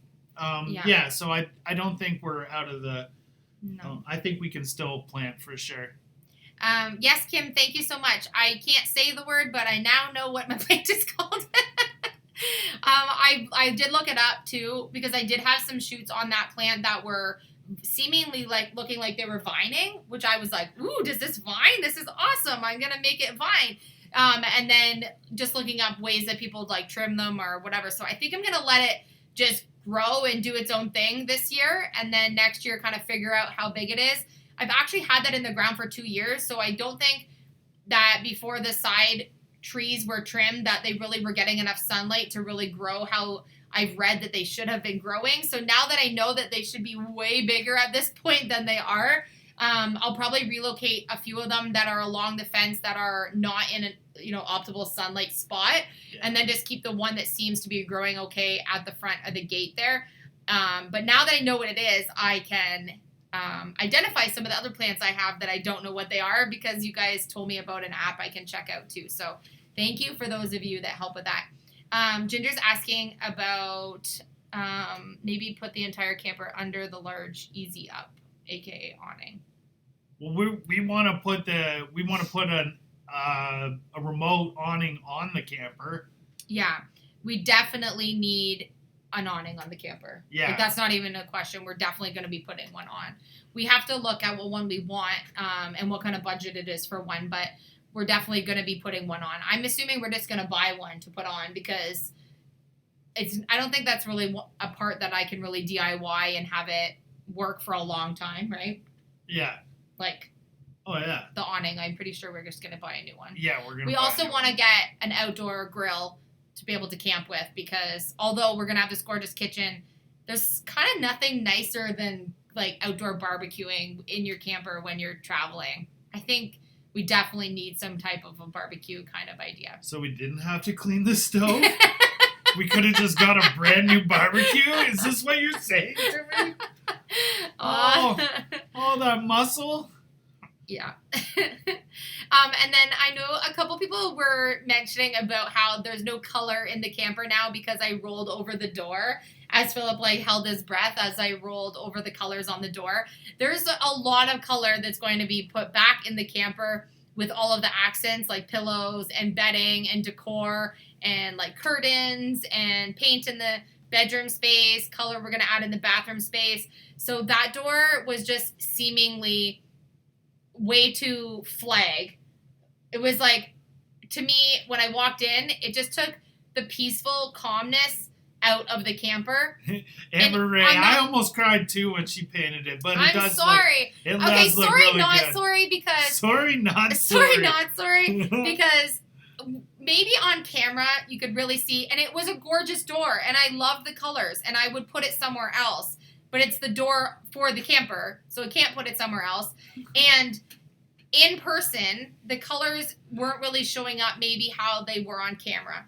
And so the rust color wasn't exactly the way that I wanted it. And then because we did so much of that door with the rust, it just was taking away from some of the other elements that I already have in the camper, but that I was also knowing that I'm going to put into the camper. And so looking at the full project, I knew that the best thing for me to do would be to roll over that door. And I think it looks gorgeous in person. And I know that I can lightly sand it and bring some of the color back in if I want to, which I may or may not do. But right now, I really think that it looks the best white. And I know on camera, you might not be able to see the wood quilt pattern as much, but in person, you can really see it. And so hopefully we can capture it a lot better when we get our lighting proper in the camper and everything. But I promise it's better white. Just trust me, it will look gorgeous in the end. And I know we have white walls throughout the camper right now, but there is going to be a lot of color in there when we get things going, as we get like the decor and stuff into the camper. So it will look good. Zini said, sorry, not sorry, laughy face. Sorry, not sorry, because I know it will look better in the long run. Kimberly, Cam, yeah, my parents, they are more than welcome. Yeah, they'll be coming for sure. Mm-hmm. They always take us when they go away. They can't go away on vacation without us. They need. We bring all the fun. I don't even know if it's us, but they just want the kids with them. So they're definitely more than welcome. They are, my mom and my dad are my best friends, and me too. And Alicia's too. So when we're all together, it's such a great time, and I wouldn't want to miss a moment without them. We're gonna see. I don't. Is Mom still on? I think she's still on somewhere. Okay, never mind. I won't say it now then. I want to work on a project for Mom and Dad, but we'll have to see how we can do this going forward. So, but I'm not going to ruin any surprises. And that's not the surprise. So the colors that are in the quilt stand are saying behind me would be really nice in the camper. Yeah, so that's the same color green that I used in the kitchen space. And that color green kind of is like a chameleon green, because depending on where you put it, it actually kind of changes color. So sometimes it can look really, really green. Sometimes it can look forest green. Sometimes it can look more teal. Sometimes when the light hits it, it looks like it has a little bit of a blue tinge to it. So I love how I can put that green in different spaces and make it do different things, which is kind of like my staple green that I've come to really, really love. So yeah, that would be gorgeous to have those colors in the bathroom space for sure. Hi, Debbie Rose. Yeah. Hello. So in the end, I promise it's going to look amazing. I know. You should put that on your shirt. No, sorry, not sorry. I want all you guys. Oh, we are one big happy family. Oh, we are one big happy family. Hi, Queen Bee. Hello. Thanks for all the I love yous, guys. And then in the camper right now, we still have to build the bed space that's going where the dinette is in the kitchen space. So we need to still get the mechanism that we need for that table and then decide the tabletop that we're going to do. So that space can be a full-size bed, because that's actually a big enough bed that 2 adults could sleep there if we ever wanted it to. And then we also have the pull-out jackknife couch, which 2 kids could easily sleep on there if we needed it to. Yeah. They like to have their own bed, but if they wanted to, if they needed to, they could both sleep on that spot. And then we also have the bedroom space, which is big enough for 2 adults. So we really could have 6 people sleeping in the camper if we needed to. But we're hoping that if we can get the camper set up the way that we want, that each kid will have their own bed, and then Philip and I will be in the bedroom space, which I think is going to be super comfortable, because we also have Gunny, who's going to be with us. So, or G. Lewinsky, whatever. We just got demonetized. Sorry. So yeah, we know for sure he's either going to claim that L-shaped sectional, or he's going to find a spot with one of us. We'll also bring his puppy poof that he has that he likes to sleep on. He has a pillow poof. You know, those like bohemian style, like decorative beanbag poofs. He's had it since he was a little pup, and it's the only thing that he won't destroy. If we give him brand new dog bed, he will rip it open and chew it. If we give him blankets or sheets, we've given him plush ones. We got him a Kong one with a... It was like $150. Yeah, with like a memory foam in it, and he just... we put it in, and then we woke up the next day, and it was like, he devoured it, and then... So he doesn't even fit on this beanbag thing, but he curls up half on it, half off, and he loves it. Yeah.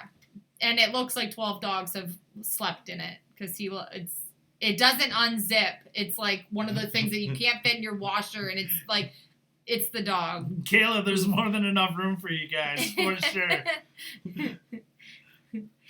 Kayla comes in, she's like, move over, Grover. Yeah, move over, Grover. So are you thinking about putting a door in the bedroom? No, Rain, I won't have a door in our bedroom space. There's going to be like a curtain that goes in front, back where, between where the camper meets the bedroom bathroom space. There was a little curtain that went there, sort of like a changing behind curtain. So I'll probably put something back up in that spot, but I'm not planning on putting a door on the bedroom space. Philip and I don't need like the privacy at night in the bedroom camper space when we're camping with the kids or anything. So if I'm changing, I can just change behind the curtain or something. I'm not overly worried about it. Yeah, there's enough space that you can do that there. Or you can also, that bed lifts up and then you have a little bit of walking space underneath right? There, if you really needed to for any reason. Elaine says dog bed under the corner sofa. So our pup is actually too big to go underneath there, and he would never crawl under there to sleep at all. Not only is he a spoiled pup, but his butt wouldn't fit under there. He's bigger than he might seem on the video. So yeah, he's definitely not going to sleep there. He won't even go. He'll just lay with one of us or go on his poof. We'll definitely be bringing it with us when we go camping because he always sleeps on it. So I think the literal design would look good. Trying to make sure we don't miss any of the comments here. It's his blankie. Yeah, it's like, that's kind of like what it is because he likes to sleep on it every night. So Brandon says he hopes my kids want to go camping with him when they're older. Us too. Whoa, I messed up the screen. Why do I always do that? There we go. You're not late. You're not late. No You're worries. Here. And then I also need to think of something that I want to do to the... Oh, I felt like I got bit by a mosquito.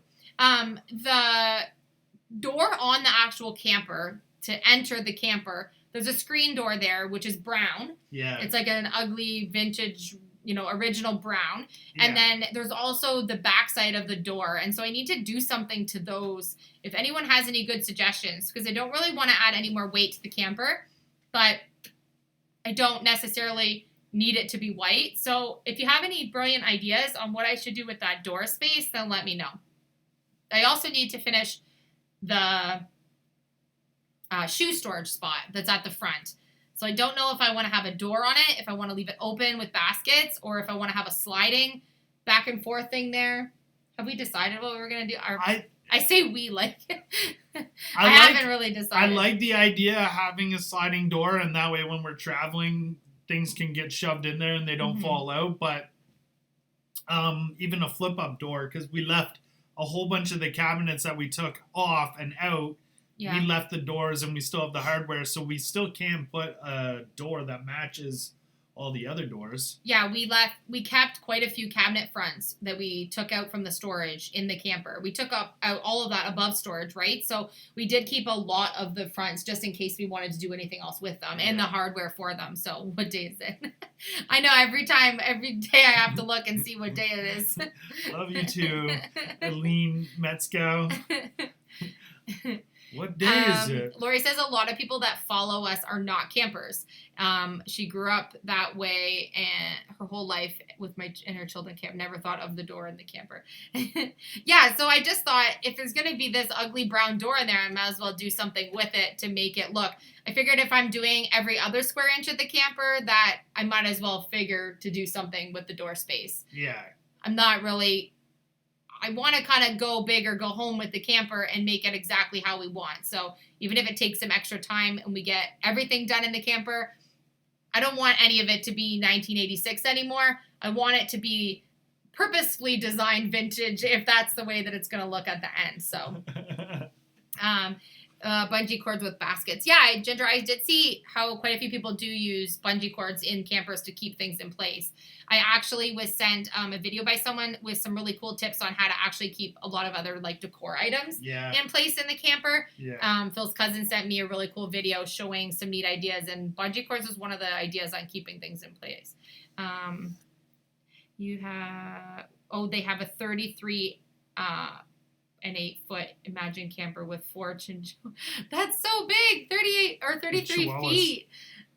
Ours is 24 and a half, right? Yeah, 24.5. Yeah, 24. And we couldn't really have gotten one any bigger to fit in our driveway. So. No. Or pull it any bigger with the truck, right? It just fits in our driveway. Yeah. It's a perfect fit. Yeah, I don't know if the truck could pull a little bit bigger, but it would be maxed out. Lorraine said that the entry camper door could be painted white, and then the solid panel could have a chalkboard on it with daily words of like sunshine, like, you know, good quote words. That's a cute idea, Lorraine. Super cute idea. Our boys love doing like the little letter tiles, so I was thinking about making like Scrabble tile magnets for the fridge because they love writing little messages on one of the wood message boards that I made a long, long time ago. They love doing that, so they would probably love having a chalkboard in there. Get lots of Velcro. Yes, Kayla, definitely lots of Velcro. I was talking to one of our YouTube family members, and she said she's sending me a whole bunch of Velcro so I can do some different things in the camper. Thanks, Jennifer. Aw, thank you. Love you back. Thank you, Karen. I totally forgot it was Mother's Day this weekend until all of you guys reminded me. Right? Philip apparently knew, but I didn't. There's nothing better than sitting on the front porch. I agree with you fully, Queen Bee. It's a beautiful way to start the day and an absolutely beautiful way to unwind and end the day. Thanks, Teresa. Magnets on. The boys have been really into playing Scrabble, and like they love board games and stuff. So I thought putting magnets on the back of all the Scrabble tiles, they could write different messages and stuff and leave them on the fridge. And I love that idea. I figured then what we could do is just have like a container with a twist lid or something that they can all go in, and when we're gonna... You know they're gonna write the most funniest things ever, right? Like, just absurd. It'll be hilarious.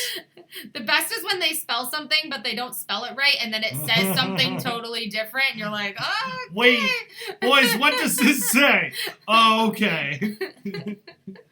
Amazon sells doggy gates for campers for outdoors. Oh, that's super fun. I'll have to look it up. Thanks, Eileen. Our pup's pretty good, and he'll stay with us, but when we're working on the camper and we have him on the driveway with us, we are a corner, and so there's a street that crosses both ways, and although he will stay with us for the most part, if we get busy, he might wander if we're not careful. But he would wander. It's like if we're ignoring him, he might wander. But if we were with him the whole time, he'll be playing and wanted your attention. So I ordered on Amazon, I think it's 10 meters or something. I had to fold it in half. I don't know why I didn't realize how long 10 meters was. It's way too long. But then he can have like an extended lead but not get to the road. So he can wander a little bit when we're out there. But it's been really nice. I think it's actually like a long lead. You're supposed to be able to train them to come or to whatever. Yeah. But it was way longer. Apparently our driveway's not 10 meters long. I had to fold it in half because it's way too big. But yeah. And he even if he went on the road, he wouldn't go far. But being in the country, and if any of our YouTube family lives in the country, you know that country drivers drive ridiculously fast wherever they're going. Mm-hmm. A quarter mile this way and a quarter mile that way. Yeah. Everyone's racing. So it would be a sad day if he was out on the street and no one's seen him because he's so short. Yeah. So he's tough to see. So we just like to keep him nice and safe and close to us and not take any risks right now. He's still only one, so... He doesn't even barely go in the backyard by himself. Someone's always with him. He's so spoiled. He is spoiled. Thanks, April. Kayla said sometimes her birthday falls on Mother's Day, but this year she gets 2 special days. That's awesome. Well, happy early birthday. Kayla, my birthday is a week before Christmas. So I hear you're on the close to holiday thing. Hi, Carol. are they taking you to the plant store for Mother's Day choices. I don't know whether or not we'll go to the nursery this year. We or might not. do an online purchase on Mother's Day and just crowd around and then order a whole bunch of seedlings. And a lot of it is we get a whole bunch of our veggie starters too. So they're grown in a greenhouse. So we might just get a whole bunch of that, and then hopefully she picks up some beautiful flowers and some other plants. They try to spoil me too much on Mother's Day. Yes, Jennifer, our boys love to draw, and they often like to do like little journals, like drawing kind of scrapbook journals when we can't, when we travel. So lowrider. He's a lowrider. So they definitely like to have a table spot to be able to draw while we're camping for sure. You could call them lowrider. Oh yeah, and so I think we have officially decided on the name for our camper. If I'm not sure if some of you, I know some of you were in our live chat we had the other day, but I think we've officially decided because the boys also really loved it. I mean, there's always room for being persuaded, but as of right now, this for sure, and I want to say for sure, hands down, but if someone says something different and then I'm like, oh yeah, that's it for sure, but I think for sure it's Day Chaser? Yeah. For sure? Yeah. So, officially, the camper is called Day Chaser. Day Chaser, which we thought was super cute. One of our YouTube family members suggested it, and we absolutely loved it. And it was top of the list right away when we heard it. And right away. So, our one son's name is Dayton. So, Day. We call him Day. And then our other son's name is Chase. And then we have our pup, whose name ends in so we thought Day Chase was like super cute. It's also like we're always chasing the day and going on these adventures and stuff. So we thought it would be a super cute name. So I'm thrilled with that name. And we want to do some more monogramming to the back side of the camper. So we're definitely going to make sure that we have the name on the camper somewhere. Day Chaser, and one of our YouTube family suggested the name Day Chaser. Yeah. So I wish I remember who it was who said it. If it was you, please let us know. Yeah, if it was you who came up with Day Chaser, let us know. We want to know. I'll try to go back in the comments of, it was on one of our lives, I believe, where it was suggested, but I'll have to go back and check. I'm trying to remember who it was. But if it was you, please let us know because we want to contact you. We would like to contact you, yeah for sure. And so we do want to put Day Chaser on the actual camper, on the back of the camper, or maybe even on the side of it, just something nice and small, like nothing too flashy, but on the back for sure. And then we also want to be able to put like our YouTube stuff and everything on the back, so we'll be able to include all of that. I also have some monogramming that I want to do inside the camper, but I'm not going to put it on the wall spaces. I'm thinking about doing the compass logo for a pillow for on each of the boys' bed spots, or maybe like a pillow for the couch or something. And I'm hoping that maybe this week I can get to actually making and sewing some of the pillows because I want to do a lot of my own embroidery on them. So I think, sorry, the hiccups. I think I will probably start sewing some of those this week. Carol Webb, what happened? That's not good. You put a shovel through your leg? Oh my goodness. Well, I'm glad to hear that you're binge watching, but I'm glad sad to hear that you're okay to binge watch. Yeah. Oh, that's not nice. That's not good. That sounds like something I would do. Yeah. I'm not laughing at you. I'm just relating to the fact that that's something that I would do. I'm very clumsy sometimes. Well, I hope you heal up and you have a beautiful gardening season. Aw. Thank you, everyone. If you love the name, thank you so much. Yeah. I think it'll be a good name for the camper. Yes, definitely we're going to be framing some artwork that the boys are drawing. We have some drawings that the boys did on some of our trips before in some of their scrapbooks. So I thought it would be really cute to actually like cut those out of their scrapbooks and frame them and have them on the wall somewhere in the camper. And then I may have kept some of that disgusting fabric from the jackknife couch because I have what I think is a brilliant idea of something that I'm going to do with that for the camper. I'm not making a pillow out of it. I have another idea of what I'm going to do with it. I'm laying in bed being demanding.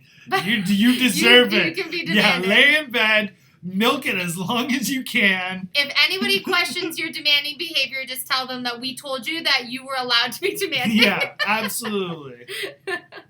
Aw, I'm sorry that happened. Maybe a random anchor on one or two of the pillows. Yeah, so I'm thinking I'm going to do the compass that we did on the side with our initials on it. So I thought that if I made one for each of the kids, that was like a keepsake thing that they could keep later on, from the camper, as they kind of maybe one day have their own camper, or just something to keep from their bed spaces in our camper, because hopefully we can go on lots of trips with the camper, and the kids will obviously remember some of our favorite times with the boys, and some of their favorite times have been when we were traveling before, when we rented a Winnebago and traveled with Phil's mom and dad. So I think it's going to be good for them to have a few keepsake things. But of course, I have to make two so that when they're older, they can both have them. Sharon Finney says she's the one. She said, "Was it you? I'm so pumped you like the name." Yay! That's awesome. Well, So brilliant. excited. If you chose it, that's absolutely brilliant. Can you send me an email to ElishaEnglish@hotmail, and then I can get in contact with you, please? Thank you.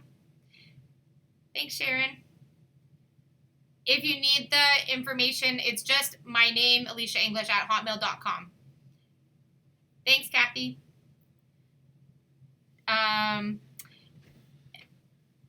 Doctor asked about tetanus injections, and burst out laughing. And 2 weeks earlier, she stood on a rusty nail. Not funny, not funny. Oh, man. Yes, thank you so much, Sharon Finley. Yeah, Finney. We will definitely, I'm going to get in contact with you. If you can just send me an email, that would be awesome. Perfect. So we are tomorrow all day. We're going to get up super early tomorrow so that we can work on the porch, because we are hoping that we can make this like a 2 or 3 day project and having the whole porch done, weather permitting. So I'm hoping that we can get the door framed up tomorrow. Do you think we can get the door framed up tomorrow? So we got the whole long rectangular side framed in today, which is the area that the actual rectangles for our screen will actually insert into. We'll show you that on tomorrow's video so you know what I'm talking about. And then the screens are going to be able to come in and out so that we can actually put ones that are plastic in for winter, and then the screen ones in for spring, summertime, and even like early fall, because we usually sit out there pretty late in the year.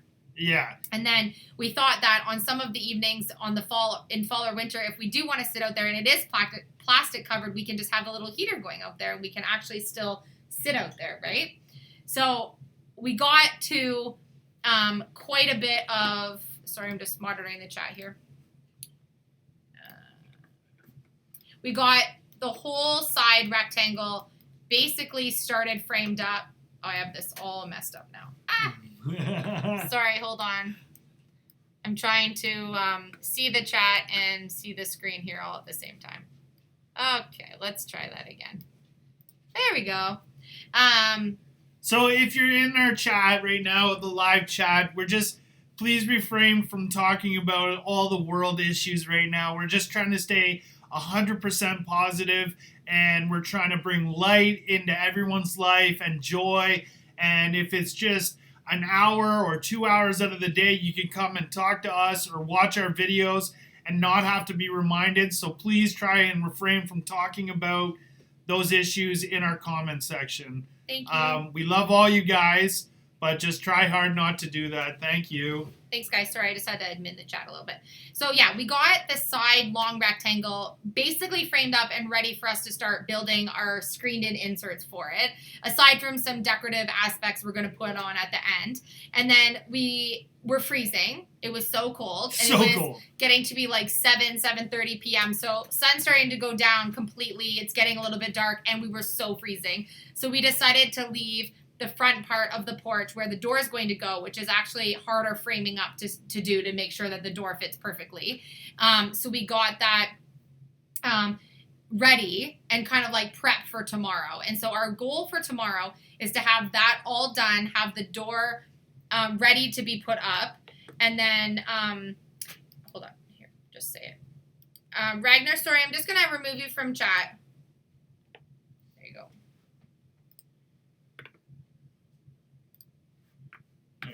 There we go. Sorry about that, everyone. Thank you for everyone who's keeping the chat totally positive. We appreciate it. So we are hoping tomorrow to get all the framework done on getting the door actually there. And I might actually be painting the door tomorrow, which is super exciting because I'm going to have to paint it before we hang it up, which gives me an excuse to get the door painted tomorrow. And then I'm hoping that we can get all of the wood and decor elements all yes, Raina, when I'm saying I'm moderating, I'm just deleting the messages where people are talking about world issues that, no one wants to see. So that's all I'm doing. Sorry. So I want to get the door painted so we can hang it up tomorrow. And we already have like the hinges and the hardware and everything here. And then we want to be able to put on the wood decor elements that we're doing for the porch, because those all have to be installed before we can start painting all of the areas that are going to be screened in. All of that framework all has to get painted white. And so I think that we can get all that done tomorrow, I think. Yeah. If the weather permits us tomorrow, that's what our plan is. So, yeah, I think absolutely we can get the whole front door in for sure. This is the color, just for anyone that just came in. So this is, I'll show the door again for those of you who've missed it. Sorry for those of you who have already seen it, but I know we just got a bunch more of our YouTube family we just joined in. We did choose a name of the camper officially. So this is the door that we chose for the front. So it's raw wood, and we're going to be painting it. And Philip was just saying we did decide on the name for the camper. Day Chaser. Day Chaser. And as soon as I heard it in one of our last lives, I was instantly in love with the name, and I wrote it down and I made sure it went to the top of the list, and every day since that I was like, it's it. And Elisha too. Yeah. So we wrote a list down of like all the suggestions in all the comments of our videos and in our live chat, so we were super excited. So I'm super happy. And then I've decided that I'm going to paint the screen door for the porch. So the whole porch area is going to be white, the wood framing that we're doing. The screening is all black because that's really our only option. Yeah. It was black. It's black. Our only option really is to get black screen. Unless we buy like the actual metal wired screen, which is silver, and I really didn't want that. So we're just doing black. And then the door is going to be this, I don't know that you can really see the true color of it with our dining room light here, but we're painting it like a deep wheat vintage mustard yellow color. And it's a little bit darker than the yellow that's on the couch that's going to go out there. But we're definitely adding that bright yellow color to the front, which is going to give us the curb appeal that we want. And then black hardware against the white house is really going to pop, I think. Yeah. Yes, Alexandra, I will talk to a couple people to help moderate the chats. Yeah, thank you. As we start getting more and more people into our lives, I think it's more. We just want more of a need to have. We just want to create a more upbeat, keep everything very G-rated. Our kids are in on the chats. Yeah. And usually all the time, and we know that there's other littles that come on our channel. That's why all of our videos are all appropriate for every age, and we want to keep everything upbeat, positive. And if you can just escape for an hour or 15 minutes or our lives and not have to worry about those issues, then that's kind of what we want to do. Yeah. Yeah. Mom likes the yellow color. I think, Mom, Teresa's seen the mustard yellow couch because she was there with me at the auction when I got it. So Mom knows like my vision with the mustard yellow. I know it's showing up super bright on the camera because of the dining room light, but when the whole thing is painted, I think it's going to look really good.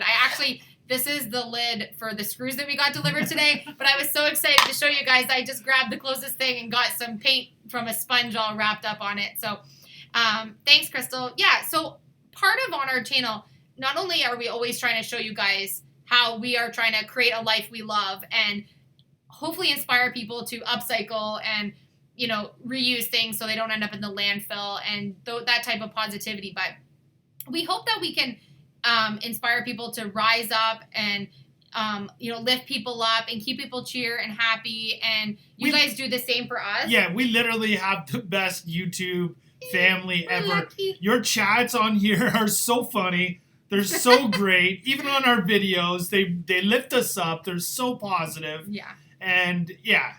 You guys are amazing. And then we also love that you guys all share that common denominator, that you guys love the same things that we love, which means was part of the reason maybe why you guys like our channel. Crystal, there's no wallpaper on the porch. No wallpaper. But Elish was the other day, she was like, would you be mad if I put wallpaper back in the camper? This is what she said to me. And I was like, I don't usually get mad, but I would have to think about it. Okay, YouTube family, I need your support. I really want to put some wallpaper in the bedroom space. Oh my goodness. Thanks, Cassie Bradley. Oh man. Yeah. I need some support, guys. I need backup. She's gonna do it. I know she's gonna do it. I know. And I don't know how I feel about the whole ordeal. Because she's gonna put it up and then she's gonna go, after it's set and cured, she's gonna go, maybe we should have gone with something else. Can you take that down for me? Oh my goodness. Yeah. I may have hinted at it the other day that I may have seen some wallpaper I thought would look nice in the bedroom. Oh, I need some backup though, guys. I can't do this by myself. Jennifer said we need to make hats for Philip. So what day is it? Yes, we have hats with what day is it coming. Oh, I'm so excited for my... I need a new hat because I've had this for too long and I haven't been able to... I'm usually getting a new hat every month and I haven't been able to get a new hat. He always chooses new hats at the hat store and it never wants to buy clothes, never wants to buy shoes, nothing, but he always loves a fresh hat. And so we couldn't launch merch and not have hats. For sure. So we think we have 3. There is a couple hats that I am just so in love with. 3. You have 3 hat designs, right? I think we should show one of them. You gonna show one? Maybe. I don't have the pictures on the phone. They're on the computer from the email. Darn it. And I can't close the chat to go save it, so we'll have to show them after. Yes, wallpaper. Come on, YouTube family. Mom says I should make you hang the wallpaper. I like the way you think, Mom. Oh my gosh. Aw, it wouldn't stick well to the vinyl. So we had to get Elaine Metzko, her husband. Her husband wears a hat, ball cap, just like me, and has a beard and mustache with a little bit of salt. Little bit of salt. Look at this. I don't even know where this is all coming from. It's paint. It's not paint. Why? All of a sudden, so many grays. Oh. Yeah, I have a ball cap collection. There's hats literally all over this house, but I wear them out. So once they get worn out, I used to work in somewhat construction, so they would get wrecked pretty quick. Dave is down for a hat sneak peek. Okay, I'll send some out for sure. We'll send you some pictures later tonight, Kayla. I just got them tonight. I haven't even saved them on the computer yet. I just opened the email and I got Phil to come look, and then, yeah. We had just come in Jennifer Moore, her husband, is a hat hoarder, too. There's something about collecting hats that's just so fun. Yeah. You can wear one for every day of the week. Ginger says she's on Team Philip, no wallpaper. Boo, wallpaper. Yes. Yes. Thank you. I need backup, guys. Come on. Oh, Ginger Swanson, thank you. Yeah, you can send, if there's anything that you want to send, our address is on the About section on our channel. Or if you can't find it on there, you can just email AliciaEnglish@hotmail.com and I will send you the address for shipping. Crystal, this is what happens when you get in the way of Alicia. She doesn't even know. She's just rolling like this. She's like, whoops. Aww. We all know you're out of paintbrushes. I know, I had to order paintbrushes from the hardware store with our order today because I'm out of paintbrushes and I don't have any of mine, and yeah, sucks when you love one type of paintbrush and then you have to use something else. It's not ideal, but we'll get them back in stock soon as we can ship again. So I'm gonna she'll paint it white. I'm not painting the bedroom white. It's priming right now, but it won't be white in there. Hi, Sooner Gal. Wallpaper on the outside of the camper. Elaine. No. Aw. No wallpaper stenciling. Yeah, Ruth. So I may not wallpaper. I may just do stenciling, but I'm definitely not doing white in the bedroom space. He's like happy with me right now. It's on here. It's on forever. It's like written in stone. No wallpaper. Greg says that the gray hairs are coming from holding secrets. No, maybe. This guy has no secrets. Zero. We only need to wait for, let's see, how many more days? I'm looking at the calendar in case you see. Are you looking up 1, when the 2, surprise? 3, 4, 5, 6, 7, 8, 9, 10, 11, 12, 13, 14. 14 more days, and then we can share our secret with you. Where can we send you a hat, Phil? So, Eileen, on our About section, on our main page, there is an About section that actually has our address. So you can send anything to that address. It's a business address here that we get the packages. So you can send to that address. And if you can't find it on there, just send me an email to elishaenglish@hotmail.com. And then I'll be able to send you the shipping address. We've been having so many people send us, asking for the address to send things. So, yeah. Go ahead. Just... Great must equal wisdom. Oh no, this is getting to your head now. Oh yes. Very wise. Very wise. Oh my gosh. Roxanne says, do I have any ideas on how to hang pictures on the camper? We were told not to use nails. Yeah, Roxanne, so this is the first camper that we've done a renovation to. But what I've been told, or what I've been reading, what I've been researching, is that double-sided, the Velcro 3M stickies are a great way to hang pictures. That way you can always remove them and put something else back up. And if you want something that's going to be there more permanently, you can get the thick foam double-sided adhesive that you can just literally stick on, and it's kind of there forever. So it depends on how permanent you want something to be. But if you watch the one video where we take the mirror off, it's 3M double-sided tape, I believe. Mm-hmm. And that thing was a pain to get off, and it was on there really good. Oh, I was like, what is that? I thought someone was coming in the front door. I'm looking at Philip like, is someone coming in the front door? You just check the porch, Philly. The dog was making a noise by the front door, and it sounded like someone was coming in our screen. He's gonna come see everybody, Gunnar? Oh, not without knocking everything over first. You say hi? You say, oh, you're sleepy. He just woke up. Oh, he just woke up. Kissing, Mommy. Thank you. Say hi. Say hi to the YouTube family. Thanks. Oh, that was wet. I wish I could do his voice. Say hi. He's like, hello, everybody. Can you see yourself here? He just woke up, so his eyes are all sleepy. Oh, he's sniffing around. What are you sniffing? What do you smell? Yeah. He's like, where's the boys? Yeah, so the double-sided or Velcro tape, the boys are in the other room. You just woke up. You're all sleepy. Oh, his eyes are all sleepy. He was getting into the dirt in the backyard today. He needs a bath before bed. Hey, say hi. Oh, good boy. So the double-sided Velcro is great. When I actually worked in childcare, we used to hang things on the... Oh, thanks. Licking in my ear. So we used to use the double-sided Velcro, the 3M stuff, and that way we can easy peel them off the wall and it won't damage the walls. I'm not sure what it would do pulling off of a camper wall because I haven't done it yet, but that's part of the idea of what I was going to do to hang some things on the wall. So, hopefully that works. Give that a try. But Gunnar, he just turned, Coral Web's asking how old he is. He just turned a year on April 29th, so he's just a little guy. Well, he's a big guy, but he's little, yeah.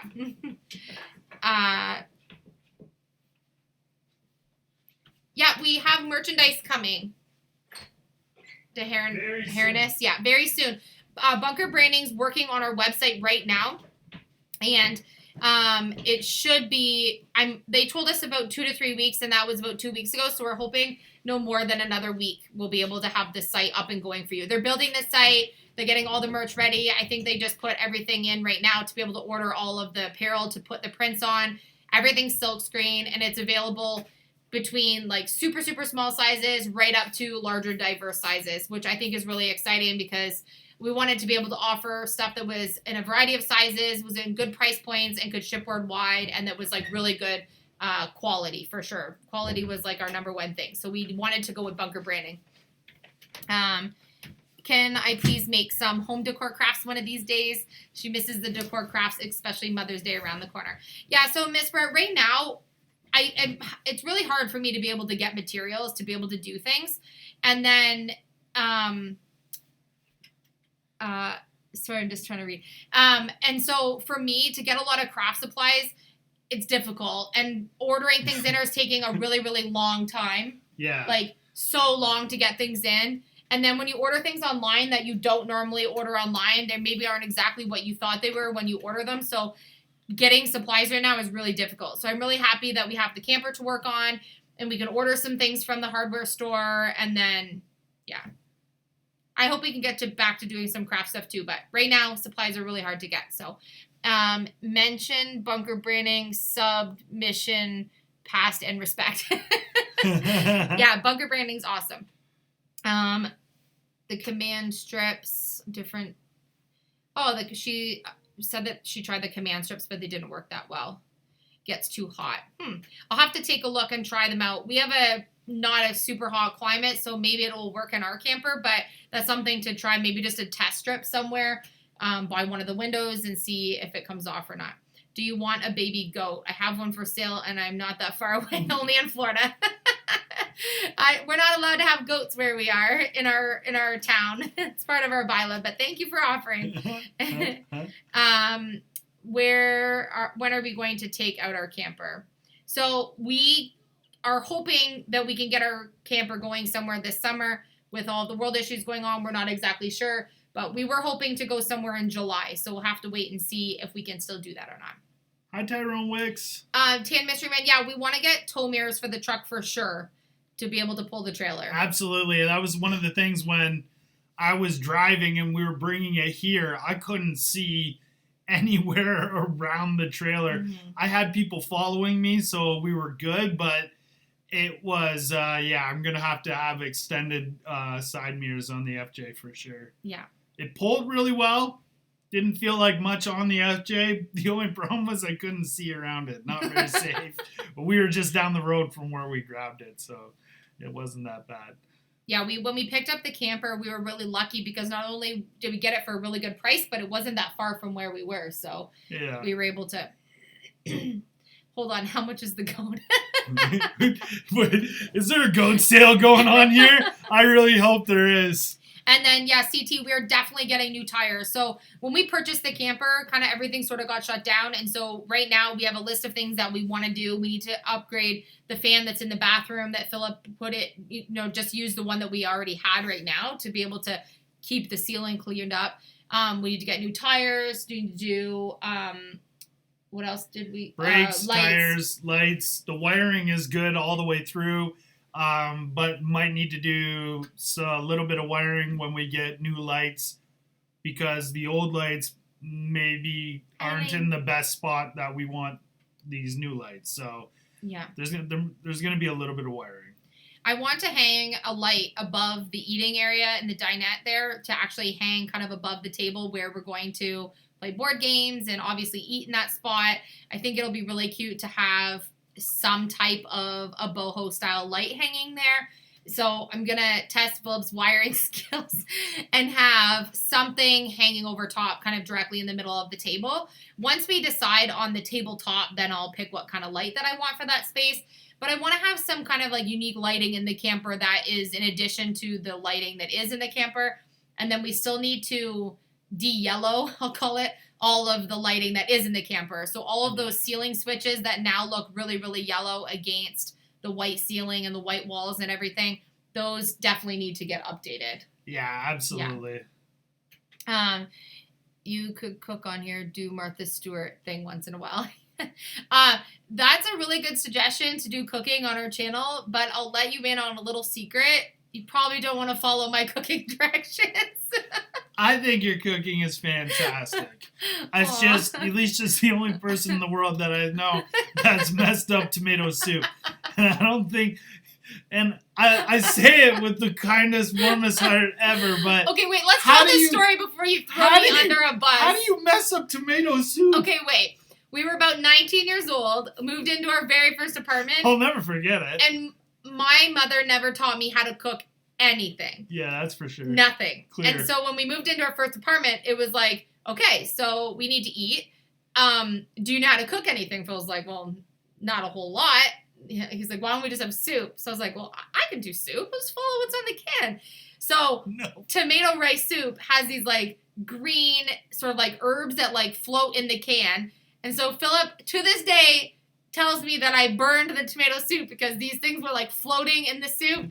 No, it tasted like charcoal, and I tried to eat so much of it because I didn't want to disappoint her. But she's watching me, and I'm stomaching it, and she's like, "What's wrong?" Oh my and I'm goodness. like, what do you say? We're at the pinnacle here. Do I tell her? Have I burned tomato soup since? No. No, but I did burn a frozen pizza the other day. I forgot it in the oven. Oh my goodness. Yeah. I probably should just stick to DIYs and not cooking on the channel. You blamed the oven. You blamed the oven. It was the best. Oh my goodness. I swear, gracious. I put it on 350. I don't know what's going on. Oh, but. Raina says that we maybe should have a reading light by the jackknife couch. Yes, absolutely. I think that's a great idea. I just moved the computer by accident. Yeah, Mama calls me Philly. Sometimes I call him Philly. Usually I call you Philip, though. Yeah. Yeah. You guys are good. Painkiller's not thinking about my shovel injury at all. Well, that's good. Tasted like charcoal. Kayla's laughing. Kayla, if I ever invite you for dinner, just say let's order pizza. Yeah, sure. I dine in. Oh man, you're not helping. My eyes already watering from my allergies. BYOF, bring your own food. Aw. And I always say that everything I cook is made with love. Does that count? Yeah. Everything she makes is made with love, for man. sure. Even if it tastes like charcoal. Oh my goodness gracious. Bless you, Philip, for eating this soup and not complaining. That's sweet. It's because he wanted to eat another meal at some point, so he knew if I was going to cook, he'd have to be nice about the first meal. We were 19. We were new into our relationship. I had to keep her clean. Oh, my goodness. Girl, I will eat your charcoal soup. Thanks, Kayla. I always know I have your support. Oh, man. Yeah. I think we were talking about you guys coming over for a barbecue. I bet you're rethinking that now. That's not supposed to taste like charcoal. Oh, man. Yeah. My eyes are watering. Sorry. Oh, that's when you know he loves you, when he eats your burnt food. Yeah, for Soup. sure.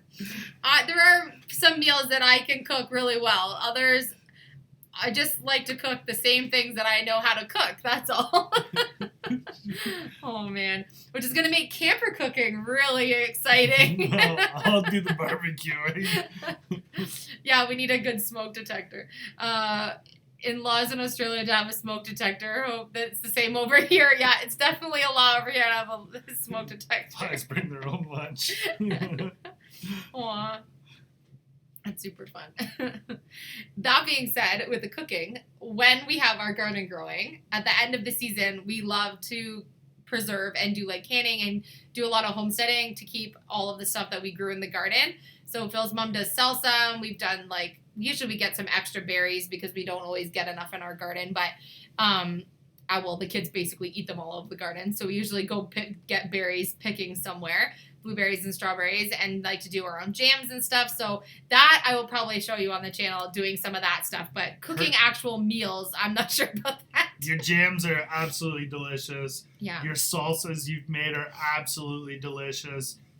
And it's funny, anything that's come out of the garden, you've turned into something really amazing. So as much as we joke, Alicia actually is a really good cook. Like she does everything else. I can assure you, her cooking turns out fantastic. It's just a funny story.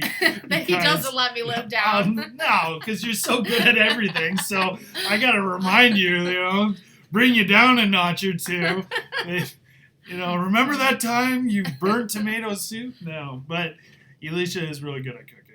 And anything that does come out of He's trying to back up now because he wants dinner later.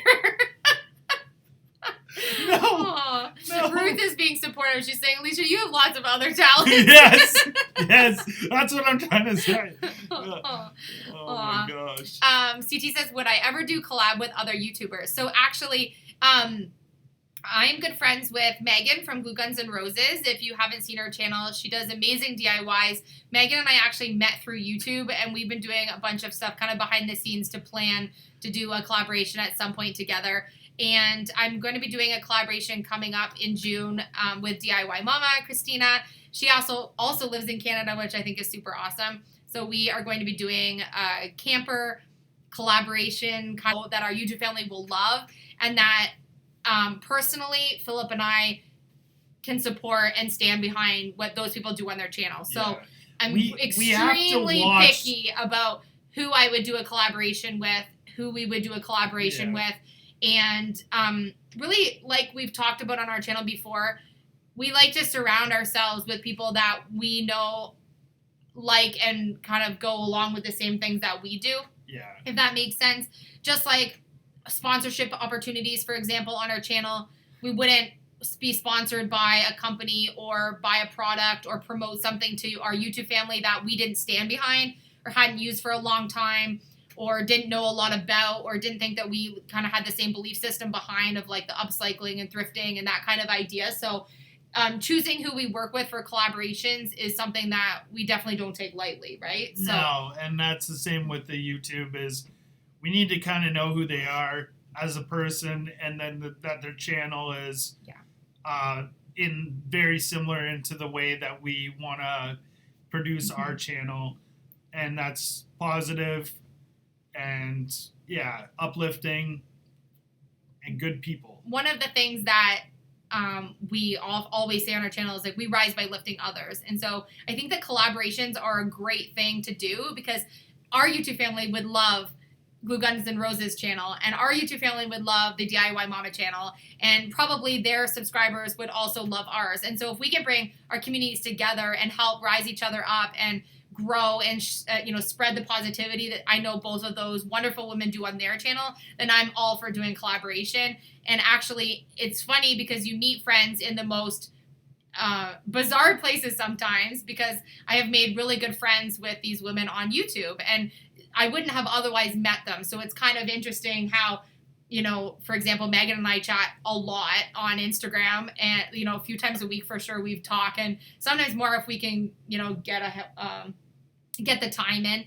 But it's amazing when you meet someone that has the same interests as you. And I know that Christina and I definitely have a lot of shared interests. If you check out her channel, we do a lot of the same kind of projects, and we have the same kind of taste in decor. And these women are also all about family and helping other women, prosper and be successful. And so why wouldn't you want to surround yourself with people like that, right? So, yeah. I'm just trying to, I was talking, so I probably missed a whole bunch. Tyrone Wicks, is he like a natural cooker, like with natural foods? I'll check him out. We love eating right from the garden and natural foods that we definitely, some of my favorite things to do is in the middle of the summertime is go into the garden and just grab whatever I can and just sit down and eat it. It's delicious. Aw, Sharon Hendricks says she wants to be my friend. Aw, that's so sweet. Thank you. I'd love to be your friend.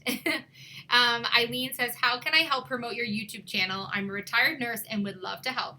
You guys do such a wonderful job of sharing our videos and commenting on all of our videos and watching and liking our videos. All of those things that you guys do help our channel grow. And sometimes we have people that donate to our channel and send super chats or emojis or just cheer us on, and just leaving the positivity on our channel with your comments and stuff really helps us grow. So thank you for your offer of helping to promote our channel. We appreciate it. We know that there's a lot of you that spend a lot of your time like choosing to watch our family, and just watching our channel alone liking our out. Videos, commenting, just same as you guys are doing right now. That helps us tremendously.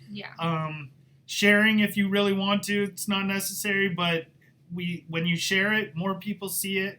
Telling your friends and family that you like watching this YouTuber. I know we have families all over the world now that join together on Friday nights or whatever and batch watch all of our videos from the week, or families. You guys have been sending me pictures of you and your grandchildren, or you and your children, or your husbands with your feet up watching our videos, and One of our YouTube family members sent me a video of their little girl who actually was crying. She was so excited when we got our YouTube play button, and just like amazing sense of like togetherness. It was adorable. This sense of community that we're so thankful that we've been able to build with our channel is like so heartwarming to us. Oh my goodness, the messages and the pictures and stuff you guys send us, and just knowing you guys choose to spend your time watching our videos means so much to us. So yeah, thanks. Thanks, Drake Wilt. Drake was I'm sold. You guys are great. You Thanks, are great. Drake. And thank you guys for always doing our I love you symbol. We love that you guys are now wanting to do that with your own families. We think that's super fun. We started that, for those of you who don't know, back when our children were super, super little. We've always done that from day one with our son Chase, and we did the same when Dayton was born. And we were teaching the boys doing just some simple sign language when they were younger, and they kind of started spreading that when they were in childcare and a bunch of different things. So it's just the I love you symbol is something that we always do with the boys and with our family. So it's amazing that we've been able to share that with our YouTube family. And how many people are now doing that with their own family thank you, Tyrone Wicks. Thank you. Super chat for a super cool couple. You know. Thank you. So yeah, it's exciting for us to see that we're sharing that love all over the world. So pretty exciting.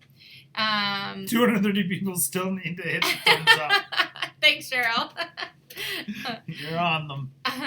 I know that some of you are thinking that our surprise is that HGTV or some TV network or something has called us. So we have not had a call from those places.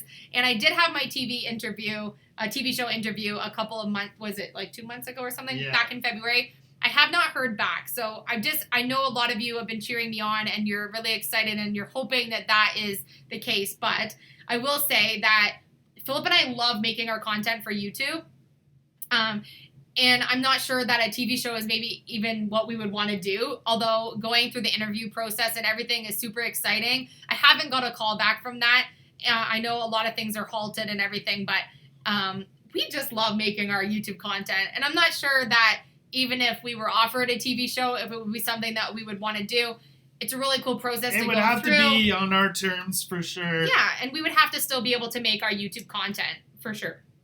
It wouldn't be something that we would be like, okay, we got this contract doing this, and we're not going to make YouTube videos anymore. Our plan is to continue doing YouTube because we get to do things the way that we want to do them. We get to work together and do them.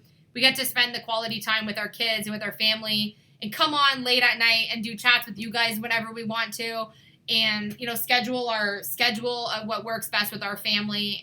And, yeah, I'm not sure that that would be something that we would necessarily do in the first place, but I appreciate that you guys think we're so awesome to be on like HGTV or something fun. Thanks, Darrenus. Yeah, so that's super exciting. Damn, Mr. Man. Do I love this channel? Heck yeah. Yes. Yeah, Barry, that's the other thing is that Barry says, I love that you guys get to be yourselves on YouTube. One of the amazing things about YouTube is that you can come on and be yourself and show the things that you love and that you're passionate about and show your talents or your weaknesses or whatever the case may be and create content in a niche that is right for you and your family. And the best thing about YouTube is that there's people on the other side that will either love it or hate it. And the people that love it means that thank you, Crystal W. And thank you so much, Jennifer. The boys' metal detector. We were just online last night. Okay, we're going to talk about that in a second, Jennifer. That. Yeah. Crystal W., thank you so much. Thank you. Jennifer, that's absolutely beautiful. And I hope the boys are on right now to see that. So the things that we love about YouTube is that when you go on and you can just be yourself, you'll be able to see. You should go on, Chase. Chase, are you still on the chat? The door's shut. He might not be able to hear you. That, like I said, people can either love it or hate it on the other end. And we've been so fortunate that there's been so many people on the other end that just like to follow Philippus and I journey, and we just get to be ourselves on the other end. So it's kind of the best feeling ever. And not only that, but we've found this amazing family on the other end that we genuinely love and respect, and like you guys just rise us up, so we love it. Philip's just making sure that the boys are on the chat because they had the door shut because they were watching a video. So no, he's watching it. Oh, he's watching it still. Yeah, oh, there's a delay. Oh, there's a delay. Yeah. Oh, okay. The boys are still in the chat. They just their chat's a little bit delayed on their iPad. So thank you, Beth Campbell. Thank you, Beth. That's amazing. From Alabama. I want to go to Alabama just so I can say Alabama like that. Super fun. Okay. Thanks, Rihanna. So Philip would like. The boys just said thank you for the money. Thank you for the super chats for the metal detector. You want to tell them about the matters? Okay, so we had a live. Was it about 3 weeks ago? 3 weeks ago, and we mentioned that the boys wanted a metal detector, and a whole bunch of our YouTube family pitched in, and they got enough so they can get a metal detector. So last night we were online and we were picking the metal detector that the kids want to get, which is so super amazing because the metal detector is going to be 100% paid for by our YouTube family. And the kids are so excited because they want to do a video with the when the metal detector comes in. Yeah. They want to look for treasures. And they have a really cool idea. They want to look for treasures that they can find in the ground with the metal detector because they can find all different things with the metal detector, right? Yeah. And they want to pull up what they found from the ground, and then they want me to turn the items that they find into something amazing, which I think is pretty cool. So the boys are super excited about that. So we are going to be ordering them their metal detector. And then we were talking to Phil's mom and dad. Yeah. And they want each of the boys to be able to do the metal detecting. And so they're actually going to buy the second metal detector. So both of the boys will have their own to be able to treasure hunt. So we're going to be taking them on some of our adventures like in nature where we know there's some areas that the boys can dig up and metal detect into the lake, and they want to dig up and find what's in the back. There's a bunch of different spots that they want to do this. So they are super excited. So thank you so much for your guys' generosity and for any of the super chats you guys have been sending for their metal detector. We've been saving it up. And they are so excited. Yeah, and it's gonna be an amazing metal detector, which is so super cool. Yeah. And so one of the channels that we watch as a family is called D Almighty. And it's a guy, and he goes out and he goes scuba diving, and he finds these lost treasures, and some of the things that he finds out who the people are that he finds, and who it belongs to, and then he gives it back to them. And the man who does it is absolutely amazing. He has 10 million YouTube subscribers. He has 10 million YouTube subscribers, but he's an amazing human being, and we love watching him as a family. And ever since we've been watching that with the kids are like, we want a metal detector. And when I was a child, my mom, Teresa, she and my dad bought me a metal detector, and I would take that everywhere and find little things all the time. So I remember as a kid how fun it was, and I'm so thankful that our YouTube family was able to do that for my kids. They're so excited. It means the world. Yeah. So we've set all that aside for them, so we're going to be ordering them. I'm hoping that we can get one this week. When we looked last week, they were completely sold out. We couldn't get any, we were looking. It must have been a hot thing people were ordering or something. I don't know. So we're going to look this week to actually place an order from them so that they can, D Almighty. Yeah, he is a great role model for the boys, and they love watching him. He's a beautiful human being, for sure. He's definitely a role model. He's a role model of mine, and I think I'm older than him. So when I grow up, I want to be like D Almighty. He does amazing things for the planet, and then he also... someone keeps posting a charge on the screen to watch you. Someone keeps posting a charge on the screen to watch you. I'm not sure what that means, Eileen. Let me know what you mean. Someone keeps posting a charge on the screen to watch you. Yeah, sorry, I'm not sure what that means. Do we ever really get it? Oh, do you guys ever really getting to watch YouTube. So yeah, when we do take downtime, that's usually what we're doing is watching YouTube. We don't watch cable or really watch movies or anything. Usually we're researching something on YouTube or we're watching a couple of the YouTubers that we're subscribed to, and it's relaxing for us just to sit. And there are a few channels that we really, really love that we love supporting the channel, like D Almighty. The kids are so excited when there's a new video to see what treasures he's found, and it's super exciting. So yeah, there's definitely she's talking about the super chats. Are you talking about the super chats? If you do see the money signs pop up with someone's name, that means that someone's donated something, Eileen, to the channel for us to be able to use for content.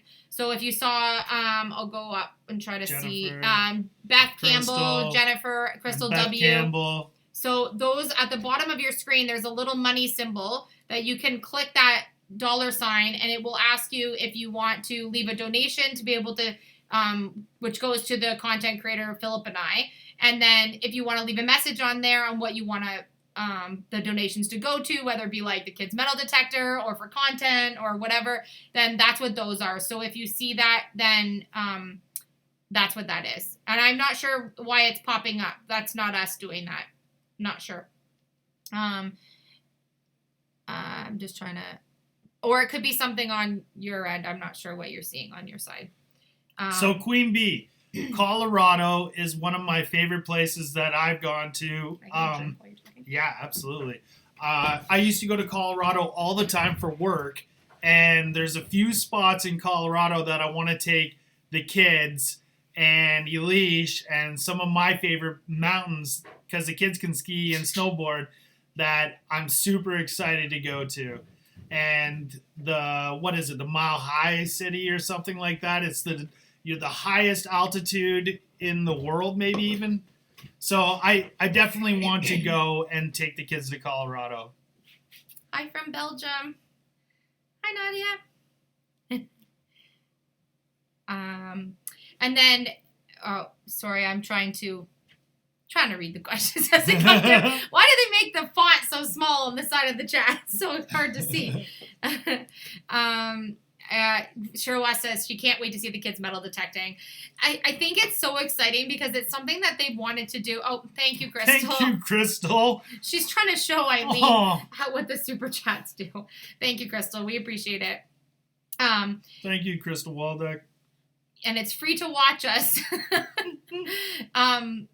So, yeah, watching the kids do the metal detecting is going to be really exciting because our boys are not kids that ask us for anything. They never, see specific toys or, if we're taking them out shopping or something, they never ask us for anything. No. They're not kids that ask for things like toys they see in the store or, they don't ask for junk when we go into a store or the grocery store or anything. They really don't ask us for anything. And so this is something that together they've collectively decided that they want to do together. And they were inspired by watching The Almighty and some other YouTubers that they watch that kind of do this sort of thing. And they love the hunt of treasures. Our son Dayton, who's 8, loves yard sailing. That kid will yard sail every day of his life. He's good at it, too. He is so funny. And so he likes the hunt of the find. I know that for sure. And Chase loves the aspect of what could that item have been from? So his interest in it is that if I find something, can I then figure out and research what it is, where is it from, what was the meaning behind it, what time frame could it have been from? He's really into all of that. And so I think it's really interesting that they have 2 different visions on the same hobby that they want to do together, which is super cool. And they love doing everything together, which is super fun.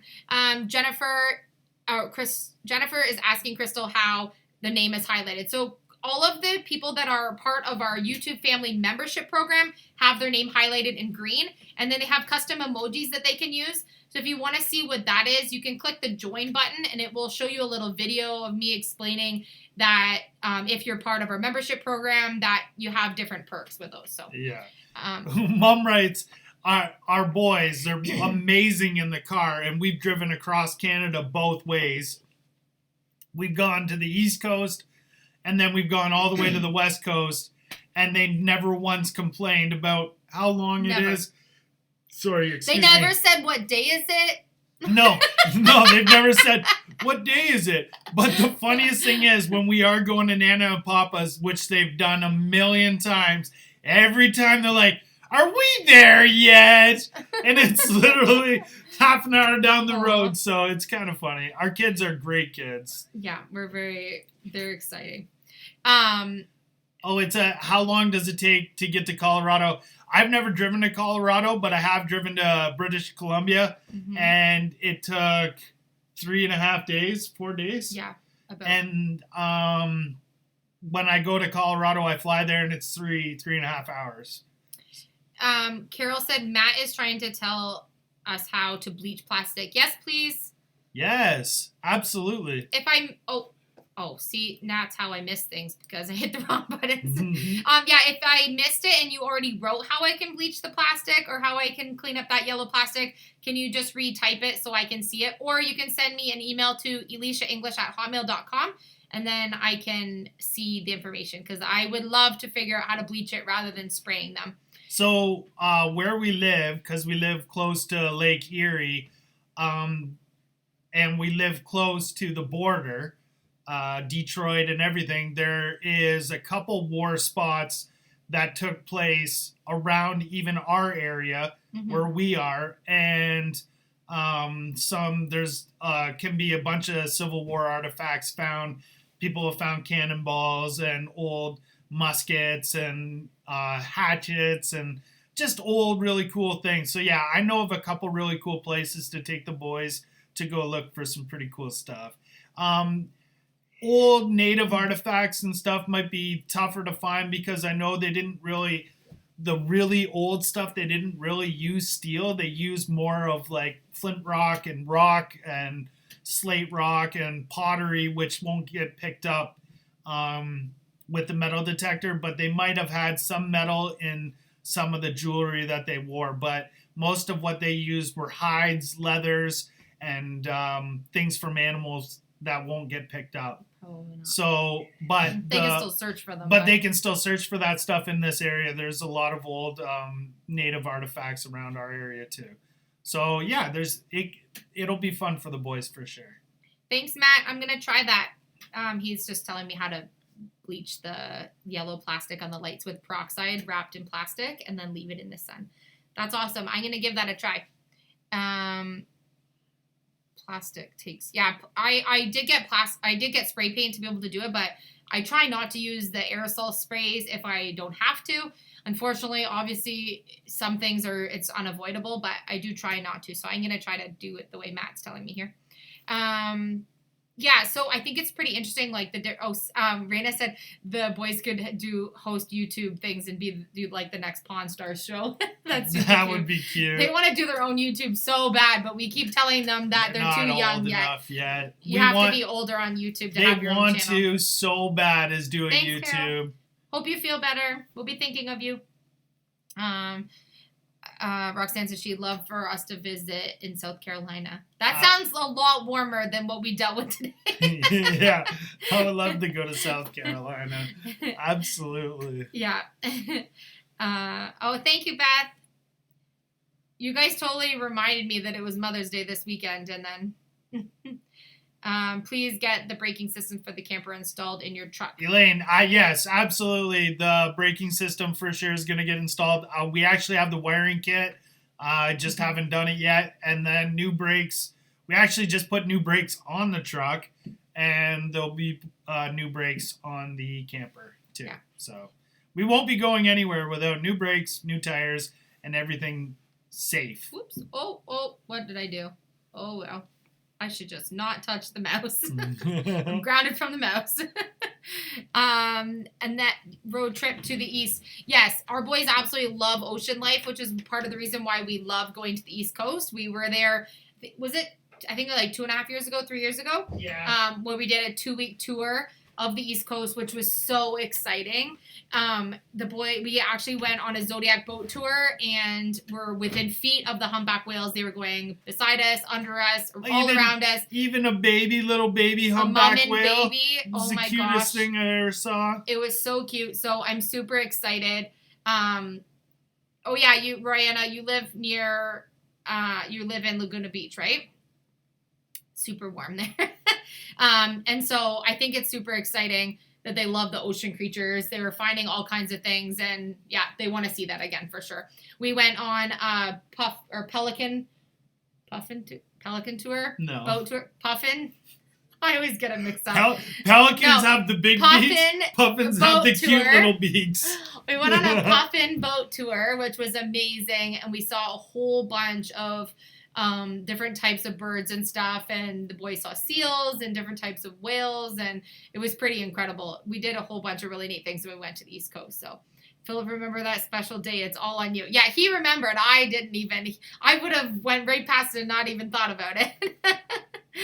Tyrone, I've been to Alaska. My dad, when we were younger, my dad took me and my brother, and we drove from Ontario, Canada, and we drove all the way to Alaska. We went to Hyder, Alaska, and we stayed in Hyder, Alaska for a bit and saw some grizzly bears and a whole bunch of cool boy stuff. How old would you have been when you went to Alaska? I would have been, I think, maybe 8 or 9. 9, yeah. And then, yeah, it was amazing. I love Alaska. Beautiful, beautiful country. I want to go there. Oh yeah, see, Mom's saying she wants to go too. Okay, we're going to Alaska. Mom's on board. Yeah, puffins are so cute. So They're cute. adorable. So we did a boat tour, and when we were in the East Coast, there was an actual puffin boat tour.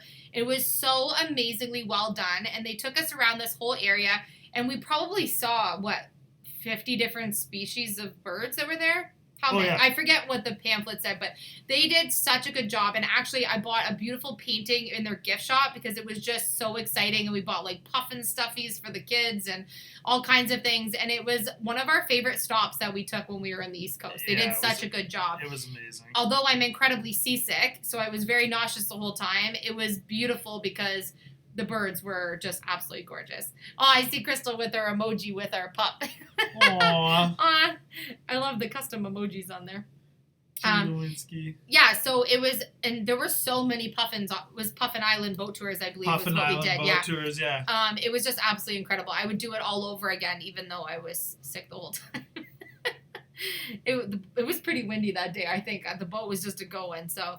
Alaska is our 2021 trip planned. Ooh, that sounds fun, JP. Have fun. Like, so fun. I still remember every little part of Alaska. I want to get my It was really cool. It was rustic. The little town we stayed in there mountains all around us, and it was beautiful. And then I think Alaska was the first time that we actually saw the grizzly bears. We saw lots of bears on our trip, but the actual big grizzly bears, we went to a spot where they were fishing, and there were cubs there, and they were fishing and getting the salmon right out of the water. It was amazing. So fun. Yeah, and because it was just me, my brother, and my dad, we were probably way too close. My mom would never agree to that. And filming and taking pictures the whole way through. It was too fun. Super fun. One of the best memories is we camped the whole way. So we were in a tent, and at night, my dad bought a book in Alaska, and it's Grizzly Bear Attacks, and he would read a story before we would go to bed every night. We're in grizzly bear territory, and we're in a little thin tent, and he's reading these stories to us. And the one morning we woke up, and everyone around us was like, "Did you guys hear the grizzly bears in our campsite last night?"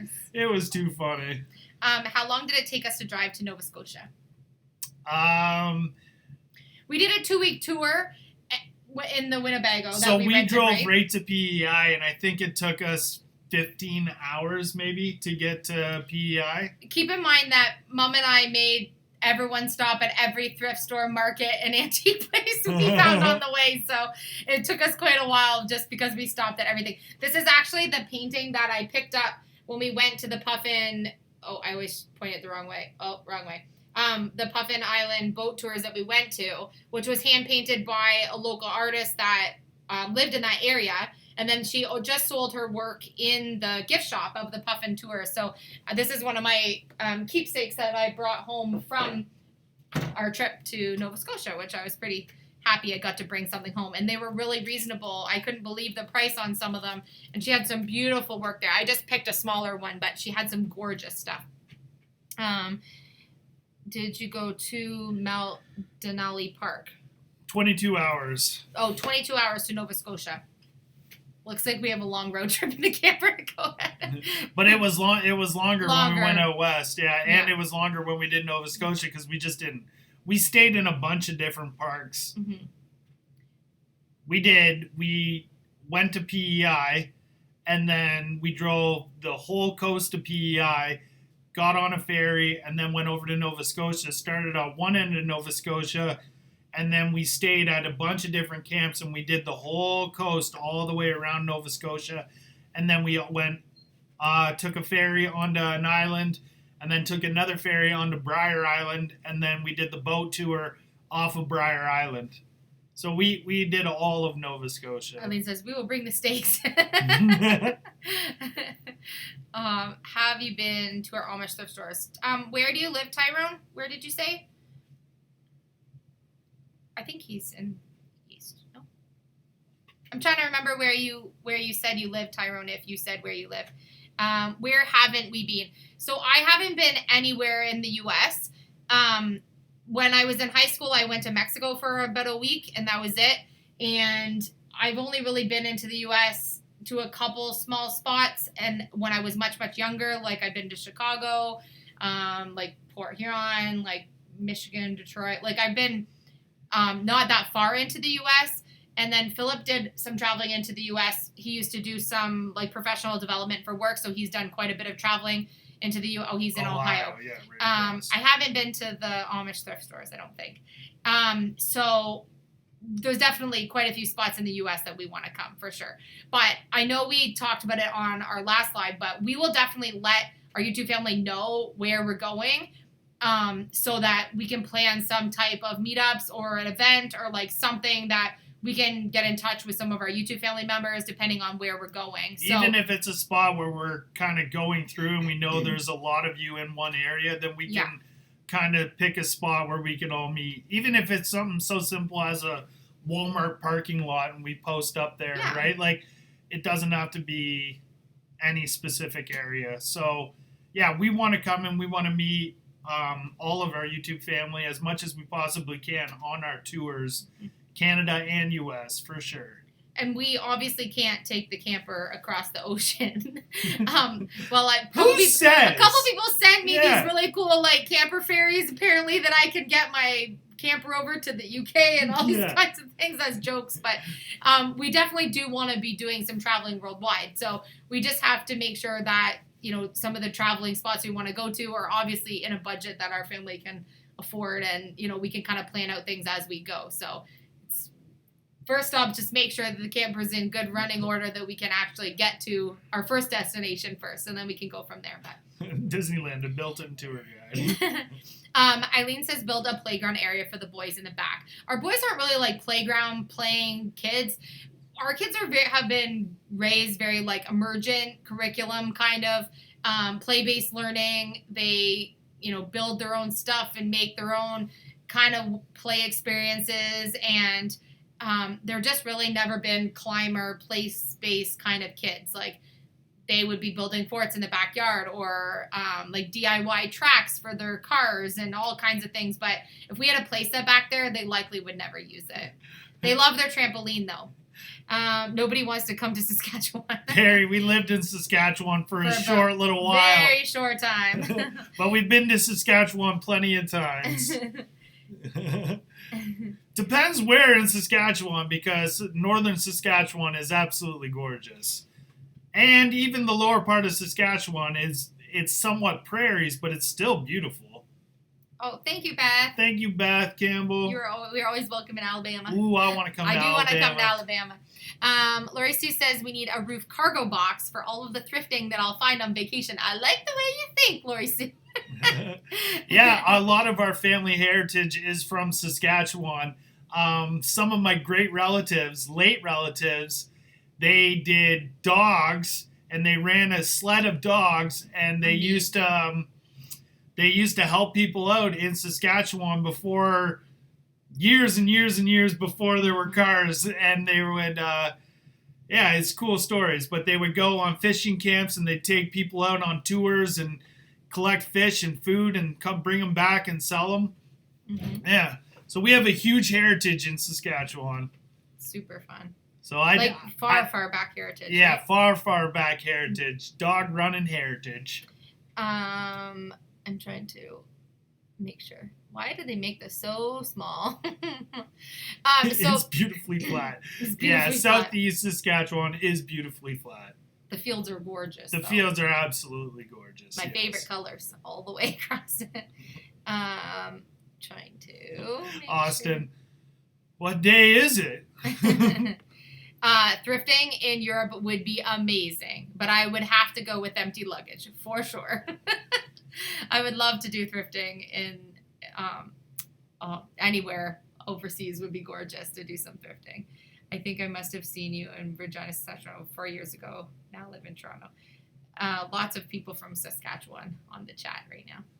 It's interesting when you have a YouTube channel that our actual behind the scenes analytics actually shows us where large demographics of our viewers are from. And so it's always interesting for us to see how many of our viewers are from different places around the world. And when we started our map, it was so cool for us to see how widespread our YouTube community was. Yeah. And not only was it neat for the kids to see where all these places were, to visualize it on the map and to be like, okay, we have 10,000 subscribers right now, this is how many. And then, we have 50,000 subscribers, this is how many. And now over 100,000. Look at how many are on our map. It's crazy to look at how many things are actually on there. So It's super exciting. So tomorrow we're going to be working on the porch. Yes. All day and hopefully get it finished. Hopefully we're going to make 12 warm teas. Yes.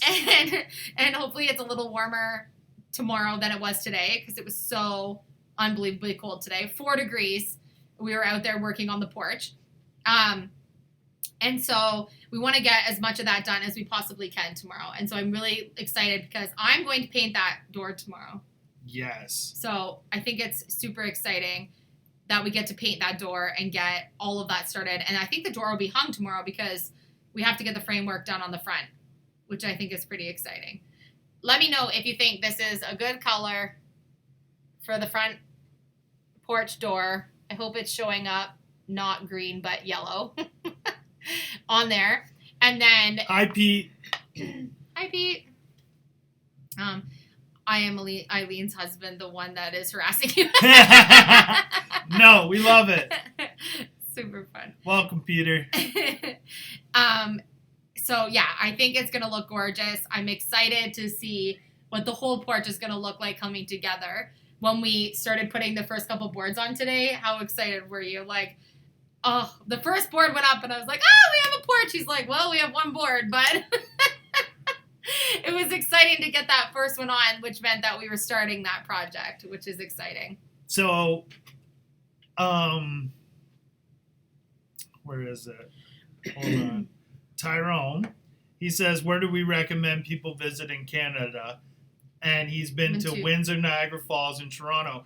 And I think some of our favorite places that Elisha and I have gone as a family would be Algonquin Park, the Kawarthas, with the caves in the Kawarthas. Would you have any suggestions? I absolutely loved pretty much the whole stop we took in the East Coast. And that's what I was going to say. We've been west, and I love the mountains, but you have the mountains. I would say if you go to the East Coast, go to Nova Scotia, go to the east side of Nova Scotia, and then go to the west side of Nova Scotia. It's 2 totally different types of Nova Scotia, and we just fell in love with Nova Scotia. Nova Scotia was I sat with my feet in the water at the side of this marina, and in a wharf, sorry. That's okay. And I just sat there with my feet in the water, and I just thought, life doesn't get any better than this. It was so beautiful. And like looking out into the ocean and just like the calmness that was there, it was just like a dream. It was crazy, right? Like it was so gorgeous there. Yeah. What color is Philip actually seeing in my paint? What color do you see in my paint? They want to know. Honestly, like a brownie tinge, orangey tinge. Yeah, it's tough. Howdy, Tim, mystery man. Howdy. Howdy. So yeah, I think. So they're saying what color are the shutters? Right now, the shutters are a baby blue color, but they're not going to be baby blue. They're going to be a different color, so they're not going to clash with this yellow. They will clash for a couple days till I can get to painting the shutters, but it'll come together as I put it. That Dan, how do you make it? And Cheryl, I would suggest Newfoundland, but we haven't not been there yet. And we want to go so bad to St. John's, Newfoundland. And St. John's, I believe, is on the east coast of Newfoundland. Correct me if I'm wrong. And we want to go, or lower part of Newfoundland. And we want to go from one end of Newfoundland to the other part of Newfoundland. We want to see all of what Newfoundland has to offer. Because everything that we've seen on the East Coast is absolutely gorgeous. And I hear it's multiplied when you get over to the island. That's our dream, to go there. That was our plan, to go this summer there. So we'll have to wait and see if we can still make that work or not. We'll have to see. We were hoping in July to go. You're welcome, Tyrone. And I'll be asking you the same when we come over the lake to Ohio. Where you got to show us the spots. For sure. Karen Zupik is saying, are you afraid the outside animals don't get into your couch? So Karen, right now, the reason why that couch wasn't already on my porch was because it wasn't screened in. And there are cats in the neighborhood. There's a lot of outdoor cats here. People just let their cats roam, I guess. I don't know. Our cats are indoor cats, so I don't really get how that works. But there are cats in the winter who really, really like the shelter of our front porch. The direction that it's pointing in is a really nice wind shelter, and so they would hide underneath. Don't get us wrong. Like in the wintertime, on the coldest nights, we have a couple of those big plastic bins. We made winterized cat houses. We made winterized cat houses to put out in the front entry. Although they won't be able to get there, we'll put them at a different spot next winter. They were always hiding underneath that thin couch that was already out there. And so when we would go out there, we always put a blanket down on the couch because there would be cat hair and stuff on it, and it's not from our cats, it's just from cats that roam around the neighborhood because it's not a screened-in porch. And so in the wintertime, they would hide underneath that couch space, and so we actually, with the kids, built some of those Rubbermaid containers, the large ones. We would fill it with blankets and pillows, food and water, and put the lid on it with the insulation so that they had a spot to get warm, hoping that maybe they would just stay off the couches and that they would have a nice warm spot, because we don't know really where these cats live or anything. But that's why the yellow couch wasn't out there, was because I figured it would probably get ruined by animals outside. And so I'm really happy with the screened-in porch.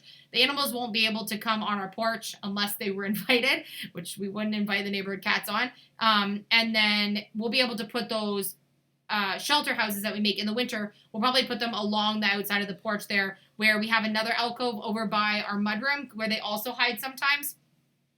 So they'll have some warmth still to go, but then we won't have to worry about the furniture out there. So yeah, it's something I've definitely thought of, which is why that couch hasn't been out there yet. Yeah. But for a night or two while they do come in, and they do come for warmth, and there's definitely a couple of them that love that spot, but there are spots around our house that they can choose another spot to get comfy. Yeah.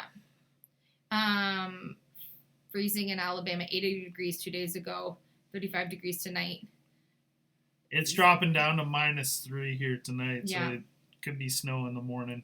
Yeah, we will. In Alabama, I recommend Gulf Shores and Orange Beach. Thank you, We'll let you know when we're coming that direction. Yes. I'm hoping that we can do some more traveling over the next year. Now that we can kind of make our own schedule with YouTube, it makes it a lot easier. When Philip and I were both working full-time, it was almost impossible for us to have the same weeks off throughout the year, or the same days off even throughout the year. So traveling just really wasn't something that we were able to do. And then also to be able to coordinate that with Phil's mom and dad, because like we said, we always travel with them. So we kind of have to know that all 4 of us can go when we can go. So we're excited that we'll be able to make some trips now. Sorry, the cats do use it. Yes. Yeah, We put food in there and we put water for as long as it I know the water's gonna freeze. The water freezes, but we put it in every night before we go to bed, just so if it does want something to drink, it can at least lick the ice or whatever. But we do throw blankets in too, so we're somewhat hopeful that it maybe thaws out for the cats. But they do go in because we see them jump in and out of there, and they eat the food that we put in there. So we can only do what we can do. They're not our cats, but we know there's a couple of them that come on our porch that have been since we moved in. So we don't know if they belong to someone. If they belong to someone, or if they're just we don't want to see an animal get hurt, so we try to do our best. We're not going to bring them into our house, but we do what we can. Yeah. Will you take Pup on our trips? Absolutely, Glenda. You can't travel without your pup. He travels pretty good in the FJ if we just go on maybe like hour-long drives with him in the back. Yeah. He's still young, so I'll be honest and say he's still getting used to it. We've had him in the truck a lot. When he was a puppy, he would sit with an actual puppy seatbelt in between the boys in the back seat. Now that he's bigger, he goes in the raised trunk spot, which is a completely open cab in the back of the FJ, which is like plastic insert and everything. And he's good back there because he can't hop over in between the boys, but I don't think he loves it, but he likes going with us. So I think he'll get used to it. He just can't seem to relax and just find a spot to stand or sit while we're driving. He doesn't really know what to do. Yeah, it's like I don't know. But do you guys eat McDonald's when you're traveling on the road? And the boys wrote, yes. Oh, the boys wrote, yes. Absolutely. Our son Dayton, his favorite food is hamburgers. If he could eat hamburgers, especially McDonald's hamburgers, for every meal, he would try to get away with 84 Parsons, he was just here, but now he's laying down sleeping. I don't want to wake him up. We had him up and we were showing him and everything, but he's just calmed down. I don't want to go wake him. He will definitely be going with us on our trips for sure. He's such a good boy. We would never be able to travel without him for sure. When we've traveled before, we didn't have him yet because he's just one. And when we've traveled before, we were with Phil's mom and dad, and your dad's allergic to cats, right? Yeah. Yeah.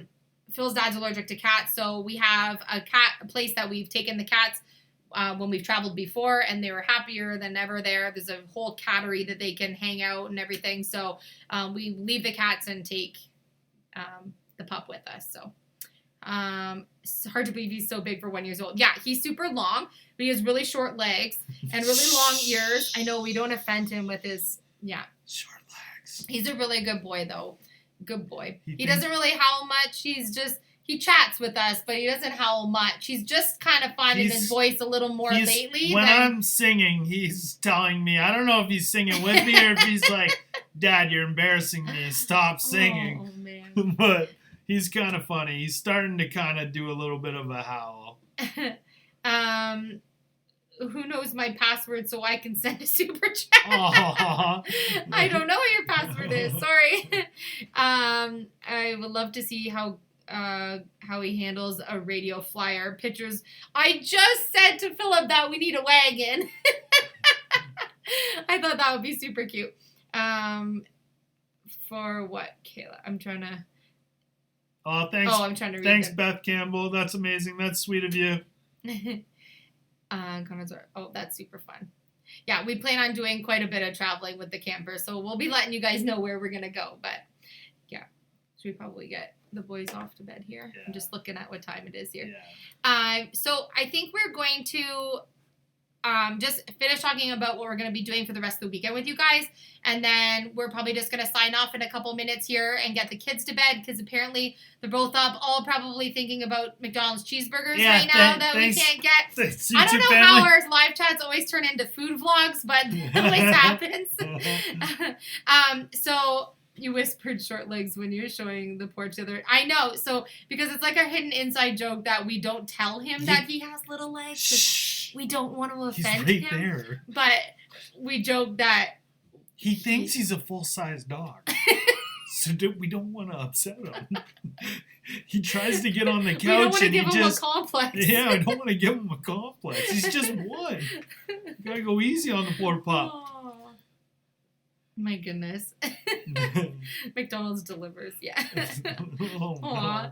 3:44 a.m. in the UK. Why are you up, 84 Parsons? Aw, thanks, 84 Parsons. That's kind of the best. Tan Mystery Man pizza. Oh my goodness. Stop it. What made us decide to get a basset hound? They're so cute. Yeah, honestly, that's probably when I was little, we had a show Great Dane, my mom and dad, and it was the most amazing. I'll make one, Crystal. It was the most amazing dog that I've ever had until G. Lewinsky, but we've only had big dogs, and for once we wanted a little dog who thinks he's a big dog. We didn't want we didn't want a small dog. No, but we also didn't want a big dog. We didn't want a scary dog. We wanted a dog that would somewhat fit. Oh, thank you, Tyrone. Thank you. We appreciate it. You're the best. I love the buddy. little emoji. Yeah. It's so cute. We wanted a dog that would be good with the kids, that the kids could pull on and push over, Night, and Mama. that wouldn't do anything. And they're honestly, if you learn about the breed, they're an amazing dog. They're a stubborn breed for sure. Like, he doesn't listen, but well, he does, but he listens doesn't. when he wants to listen. Yeah. Like, he knows all the tricks we teach him, and he knows what he's supposed to do. But if he decides at that moment that he doesn't want to, then his breed, the Basset breed, comes out and he's like, no, do you not know that I'm stubborn? Like, he can get in his mood where he's just being a little bit of a ham. Like, in the video yesterday when he was stealing my wood, he was being such a turkey, and he gets in those moods every once in a while, but he's such a good boy, and he's still just a puppy. He's really is. He really is. He's so good, and he brings so much joy, not only to us but to the kids. He literally, the first thing he does when he wakes up in the morning is he runs not to make sure I'm okay, not to make sure Alicia's okay, but to jump on the kids and he goes to make sure he knows where they are. Once he's done that, then he comes to me, he comes to Alicia. He's more on Elise. He's definitely a mama's boy, but he's such a beautiful dog. So the funny thing in the morning, they definitely have a mind. We walk by him and we don't say anything.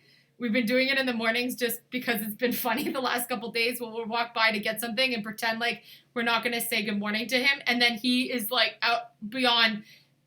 He doesn't know what to do with himself. He's like, "You walked by me. You didn't say hi to me. You didn't say good morning." Like, he's so funny. He just loves us to pieces. Like, he's just the sweetest ever.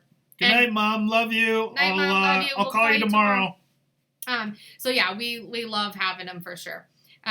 We are not walking him right now. I know that we are allowed to be out walking him, but we've just chose to stay home. We're lucky we have a nice size fenced in backyard that we can play ball and keep him occupied with. If you know anything about Bassets, there's a funny thing with Basset owners that they post these videos of them walking their Bassets, and it's literally just a bunch of people just dragging their Bassets around the block. When he's done walking, he just lay down.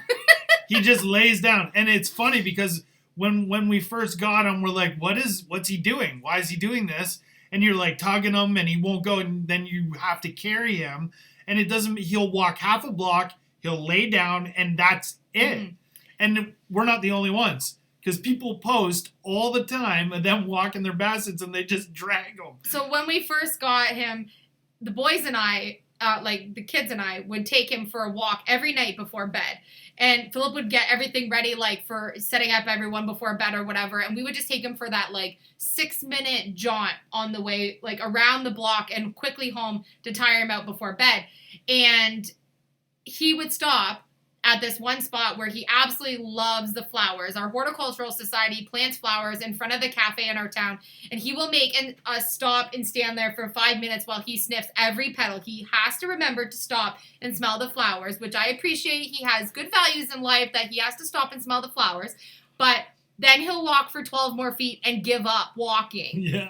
Like, that was it. That's all I wanted was the smell of the flowers. So now I'm going to lay here. Thanks, and then Chase. I would come home out of breath, being like, Philip would be like, what took you guys so long? Like, it's 6 minutes around the block. And I'm like, oh, well, I just carried a 60-pound dog from half a block down the street, because he would decide to give up.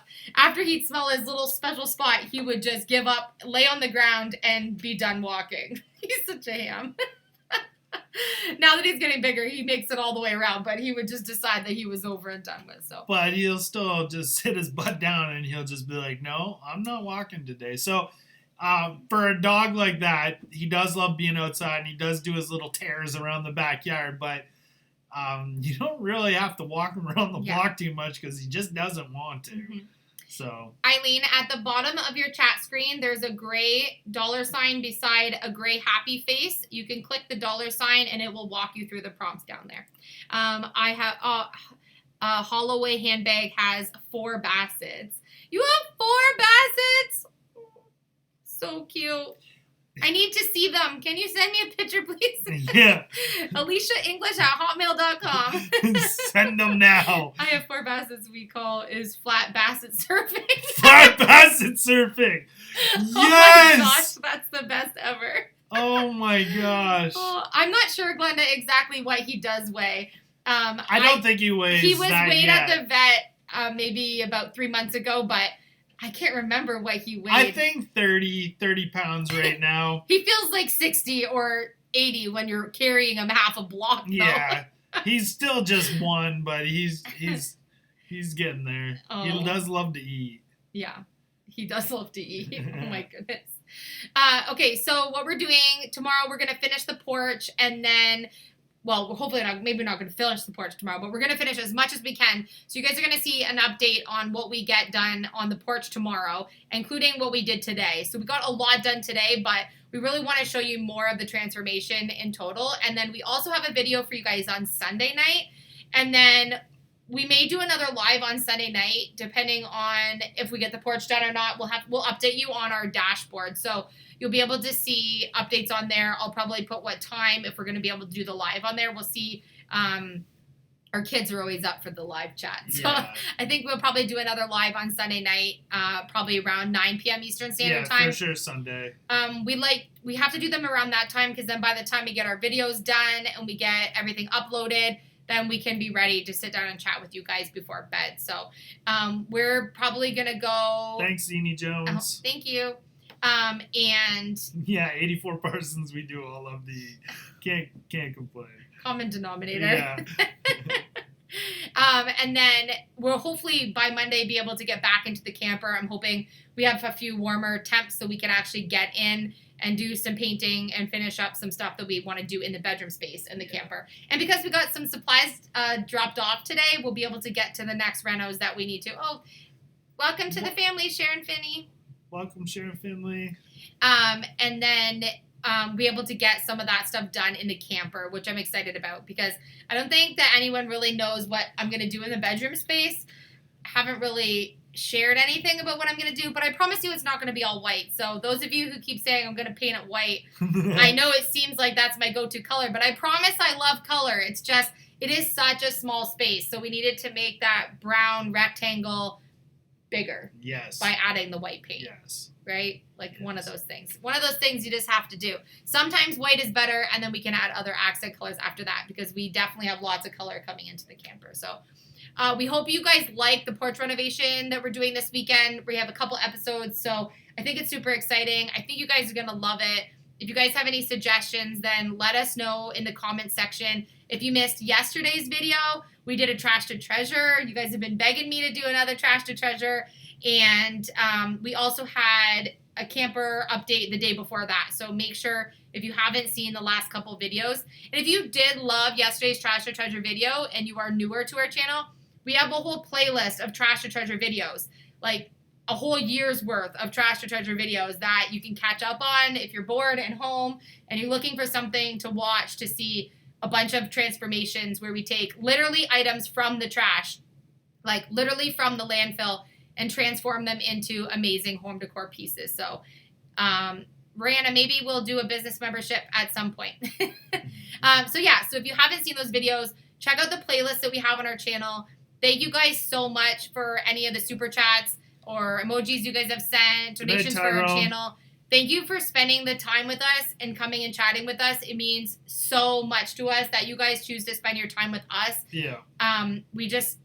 It means so much to us. So thank you so much. We love finishing our day off. If we could do a live chat every night, I would love it, but you guys would probably get sick of us. So whenever you guys are up for a live chat, just let us know and we will be here. 84 persons can't believe we got the couch for $10. Me either. Every time I see it, I can't. Hi, Linda. I can't believe we got it for $10. If you missed that video was an auction to treasure, and the thumbnail has the yellow couch in it, so you'll be able to find it. It was about 6 months ago on the channel, but you can catch it where we actually won that couch for only $10. Good luck on your camper, Jessica Short. Yeah. Kayla, how did your skateboard go? Did you find skateboards? Did you find skateboards? I need to know before we sign off. Kayla is working on a DIY where she is looking for thrifted or upcycled skateboards to be able to do an upcycle project. So she's been scouring all over trying to find skateboards. I'm excited to see what she's making. Thank you guys so much for all the good nights. We love you guys so much. We love you guys. And we will see you guys on tomorrow's video. I'll leave the chat up for a couple more minutes for you guys so you guys can say goodbye to each other and it doesn't get cut off right away. And also, this chat does get posted not live. This chat does get posted after. YouTube takes usually a couple of hours to be able to actually see the chat. If you miss something and you want to go back, we always post the lives after if anyone misses them. So if you ever miss a live, don't worry, you'll be able to watch it after. You just don't get that live chat aspect, and then we comment after. So the boys said night, everyone. Oh, the boys said good night to everyone. Thank you guys so much. It says night, everyone. See you on the next video. Our boys are the best.